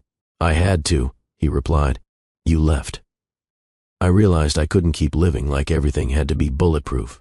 Monica moved closer, voice quieter. "And what are you now?" He didn't flinch. "Exposed." She reached up, brushing a finger down the lapel of his jacket. "It suits you." Roman stepped closer too, until their bodies were barely apart. "You're still wearing the same perfume." Wasn't ready to let it go. He leaned down, his lips brushing her temple. "You don't have to let go of anything. Not anymore." Her arms circled his waist. "Promise?" He kissed her forehead, then her cheek. "I promise." There were no more deals, no more rules, no more pretending. Monica was home. And this time, she knew exactly where she belonged. Steam curled against the frosted glass of the bathroom as Monica stepped out of the shower, towel wrapped loosely around her curves. Drops of water clung to her shoulders, sliding along her collarbone and down her back.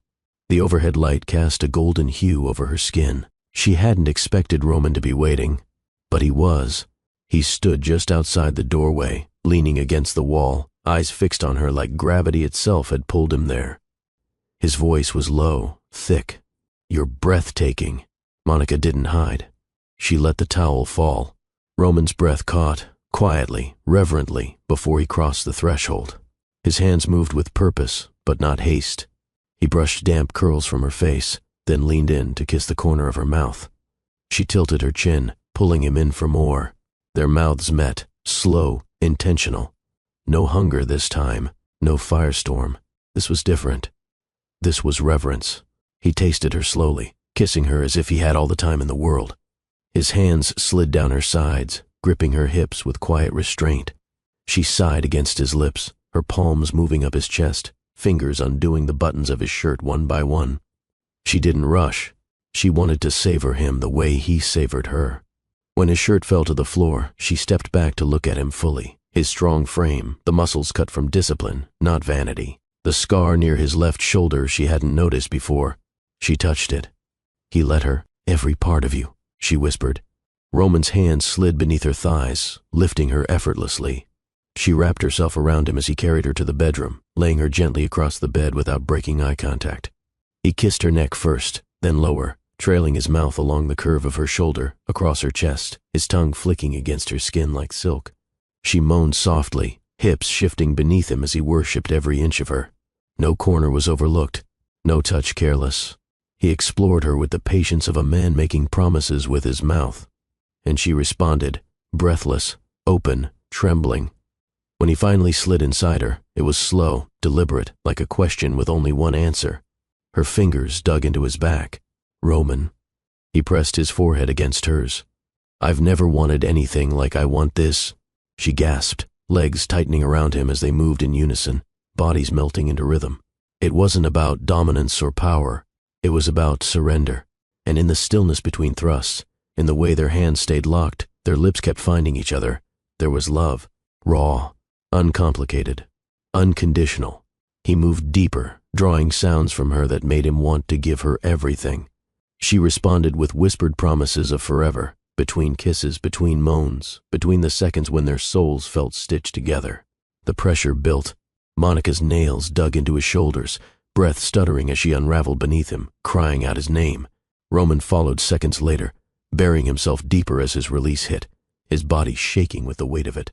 They collapsed together, sweat slicked. Chest to chest, heart to heart. Neither spoke. Not right away. Eventually she whispered, "You make me feel like I'm not just wanted, I'm worshipped." Roman ran his fingers slowly down her spine.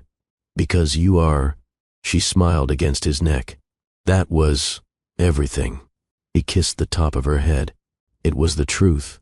They lay tangled beneath the sheets, legs woven, fingers still interlocked.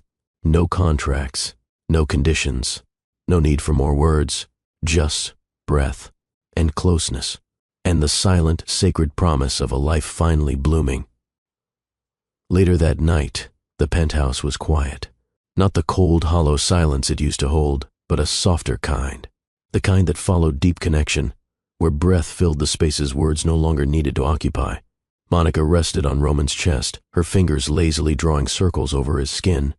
His heartbeat was steady beneath her palm, like a rhythm she hadn't realized she craved. "You awake?" she whispered. "Yes," he replied, brushing his lips along her temple. "I don't want to sleep yet." "Why not?" "Because for the first time," he said softly, "I don't want to miss a second of this." She smiled. "You've changed." "So, have you—" She shifted, lifting her head so their eyes met in the dim light. "You used to believe feelings were inefficient, messy, irrelevant." "I still think they're messy," he said. "But I was wrong about the rest." Monica studied him. "Do you ever get scared?" His answer came without hesitation. "Only when I think about losing you." She blinked. That wasn't just vulnerability. That was truth. Raw and open. She leaned in and kissed him, slow, warm, lingering. When she pulled back, her voice was soft. "I'm going to be someone's mother." Roman reached out, placed a hand gently on her belly. "And I'm going to be a father.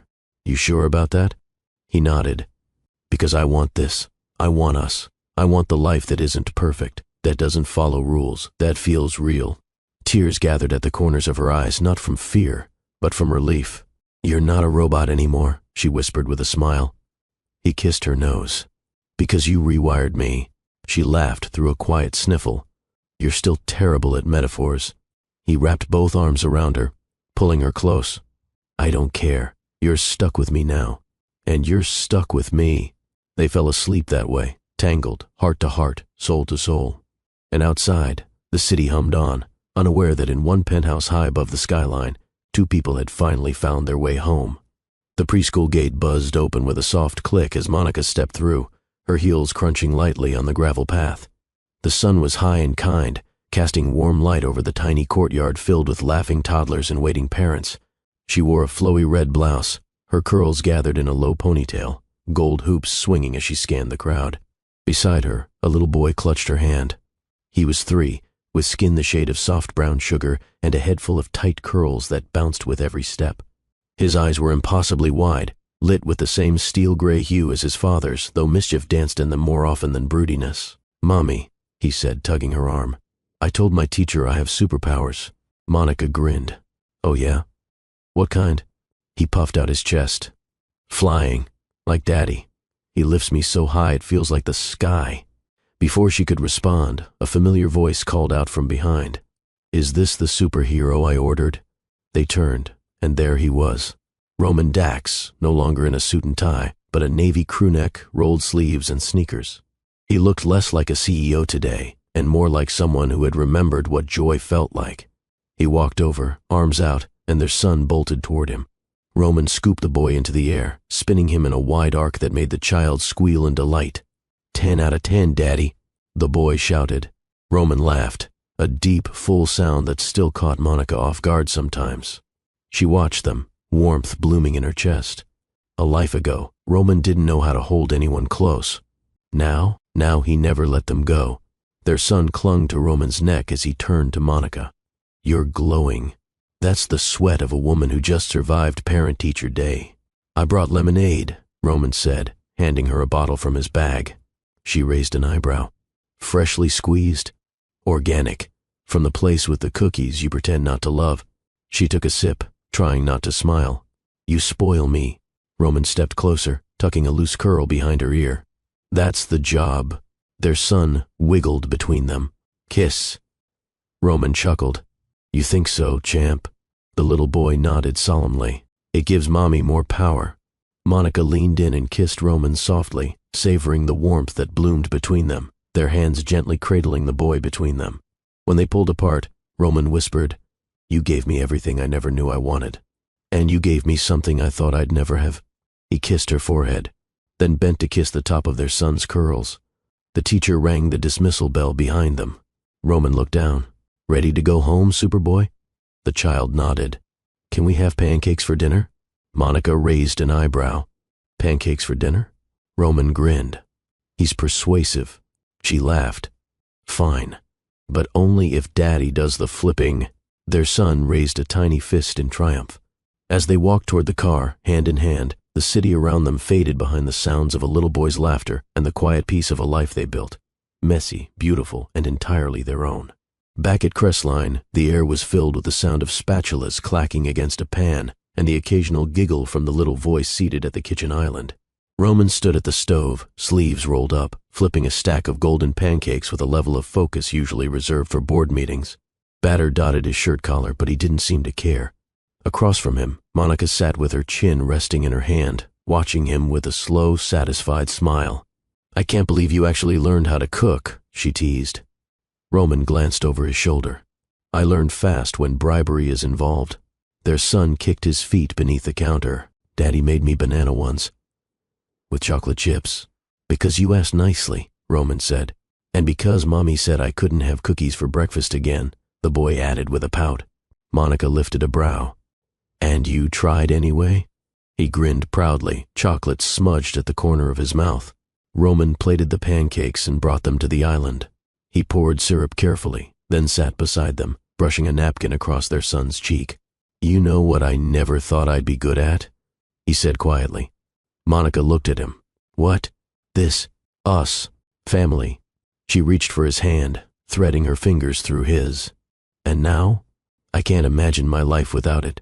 She looked at him for a long beat. "Neither can I." They ate together, laughing through syrupy mouths and sticky fingers. The mess didn't matter. The crumbs on the floor, the toys scattered across the living room, the stack of laundry they hadn't touched in 2 days. It all blended into the symphony of real life. Later, after bath time and 3 storybooks, Roman tucked their son into bed. The child's eyes drooped, but he clung to Roman's shirt. "Stay," he mumbled sleepily. "I'm right here," Roman whispered. Monica stood in the doorway, watching as Roman smoothed back a curl from the boy's forehead. Her heart ached in the best way. When they finally left the room and closed the door behind them, Roman exhaled softly. "Sometimes I still don't believe this is real." "It's real," Monica said, "because we chose it over and over." They walked together to the balcony, the city glittering below. Monica leaned into Roman's chest, his arms wrapped tightly around her. "Do you miss the old days?" she asked softly. "Not even for a second," he said. "Back then I had everything, except purpose. And now?" He kissed the top of her head. "Now I have you, him, us. And I finally know what it means to live." They stood there in silence, breathing each other in, letting the quiet speak louder than words. The future wasn't guaranteed. But this moment was, and they were stronger than ever. The apartment was quiet again, this time not from absence, but contentment. The dishes were done, the toys put away, and their son fast asleep down the hall. Monica had just slipped into one of Roman's oversized t-shirts when she stepped into the living room to find him standing near the fireplace, something small and velvet in his hand. He turned as she approached, and she caught the faintest flicker of nerves in his expression. That was rare. Roman didn't get nervous. "Is everything okay?" she asked, stopping just in front of him. He nodded and held out the box. "Open it," he said. She did. Inside was a ring, simple, elegant, and new. Different from the one the contract required. No documents attached. No symbolism borrowed from a business strategy. Just a single band meant only for her. Monica's breath caught. Roman's voice was steady, but low. The last one was for an agreement, for control. This one... He took the ring from the box and looked her in the eyes. "This one's for everything after." Tears pricked at the corners of her eyes as he slid it gently onto her finger. "I already married you once," she whispered. He stepped closer. "But I never asked." Her smile wobbled. "So I'm asking now," Roman said. Not as a CEO, not as the man who once said he didn't want a baby, but as the man who fell in love with a woman who broke all his rules and made his life finally feel like something worth living. He dropped to one knee, not because he had to, but because this time he wanted it to be real. All I ask is that you keep doing what you've always done. Challenge me, soften me, love me when I don't know how to ask for it. Monica stared at him, speechless. Marry me, he said softly. For real this time. She nodded, then dropped to her knees with him, cupping his face in her hands. I never stopped being yours, she whispered. And then she kissed him. There were no contracts, no terms, just two people who had found their way back to each other and had no intention of ever letting go again. The ceremony was nothing like their first. No investors, no press, no script, just a small garden behind the Crestline estate, bathed in late afternoon sunlight. White folding chairs lined the brick pathway, flanked by soft pink roses and wild ivy. Their son stood proudly between them in a tiny navy suit, holding a velvet pouch that contained two simple rings. Monica wore a flowing ivory dress, off the shoulder, minimal makeup, hair styled into soft curls that caught the wind. Roman had never looked more like himself. Crisp white shirt, sleeves rolled just above the wrists, no tie. His hands shook slightly as he held her fingers. They stood barefoot in the grass, because they wanted to feel everything. There was no officiant, just them. A vow renewal made sacred by truth, not tradition. Roman went first. He took a deep breath, holding her gaze. I used to believe in control, structure, strategy. I thought that was strength. But then you came in, with music, laughter, burned cookies, and bare feet, and you ruined all of it. He smiled. Just a little. You ruined my rules, and thank God you did. Monica's eyes shimmered with emotion. He continued. I didn't know how to love. But you never asked me to be perfect. You just asked me to be present. You gave me a home, a son, a life, one I never even knew I needed. He paused, voice rough. I vowed to protect that life with everything I have, every breath, every moment. Even on the days I forget how to speak it, I will always show it. Monica's lips parted slightly, tears spilling freely now. She took his hand in both of hers. Roman, she began, voice thick, you were the last person I expected to love, and yet you became the only one I couldn't imagine living without. You were cold and sharp and distant, but you let me in, slowly. And then all at once, Roman blinked, his own eyes glassy. You loved me before you knew how. You chose me even when I didn't ask. You've carried me in silence, in storms, in the mess of life that we've built, and I've never felt more safe. Their son grinned, bouncing on the balls of his feet. Monica squeezed Roman's hands. I vow to love you, not because you're perfect, but because you're real. Because when you break, you let me help put you back together. Because every version of you is the one I choose. She leaned in, kissed his hands, and whispered, Always. Roman bent down, and their son handed them the rings. They exchanged them wordlessly. Then Roman pulled her close. They didn't wait for applause. They just kissed, slow, deep, and sure. Because this time, it was theirs. And every vow, every whisper, every choice was true. That night, they lay together in the quiet warmth of the penthouse, the city glowing softly beneath them. The ceremony was over, the guests gone, their son asleep with his new stuffed bear and a belly full of cake. Roman sat at the edge of the bed, slowly unfastening his watch. Monica came up behind him, wrapping her arms around his waist, resting her cheek against his back. You okay? She asked gently. I've never felt more at peace, he said, voice low. And I've never been more sure of anything in my life. He turned to her, pulling her down beside him. They lay facing each other, knees tangled, hands brushing. Monica traced the new ring on her finger. You once said you didn't need a baby. I didn't, Roman replied, brushing his thumb along her jaw. Until I met you. Her lips curved, eyes glistening. And now? She whispered. Now, I want more than I ever thought I could handle, he said. More late nights, more dance parties in the kitchen, more crayon drawings on the walls, more burned cookies, more of you. Monica smiled. I think we'll give him a sibling soon. His brows lifted. That a promise? Maybe, she said playfully. Maybe not. You'll just have to behave and find out. They both laughed softly. Then quiet settled around them again, comfortable, complete. No contracts, no performative gestures, no distance, just love. Real. earned, undeniable. As the screen fades to black, Roman's voice echoes, soft and sincere. If you're watching this, maybe you've loved someone the wrong way first. Maybe you've tried to keep them at arm's length. Maybe you were afraid to let them see all your cracks. But the truth is, love doesn't wait for perfection. It just needs honesty. Then Monica's voice follows, warm and steady. So if you've ever run from something real, maybe it's time to stop. Maybe it's time to let it catch you. Because real love, messy, complicated, unexpected, is the kind that changes everything. If this story touched you, even just a little, do us one small favor. Tap that like button if you've ever believed that love can come from the most unexpected places. Drop a comment below. What's one rule you'd break for love?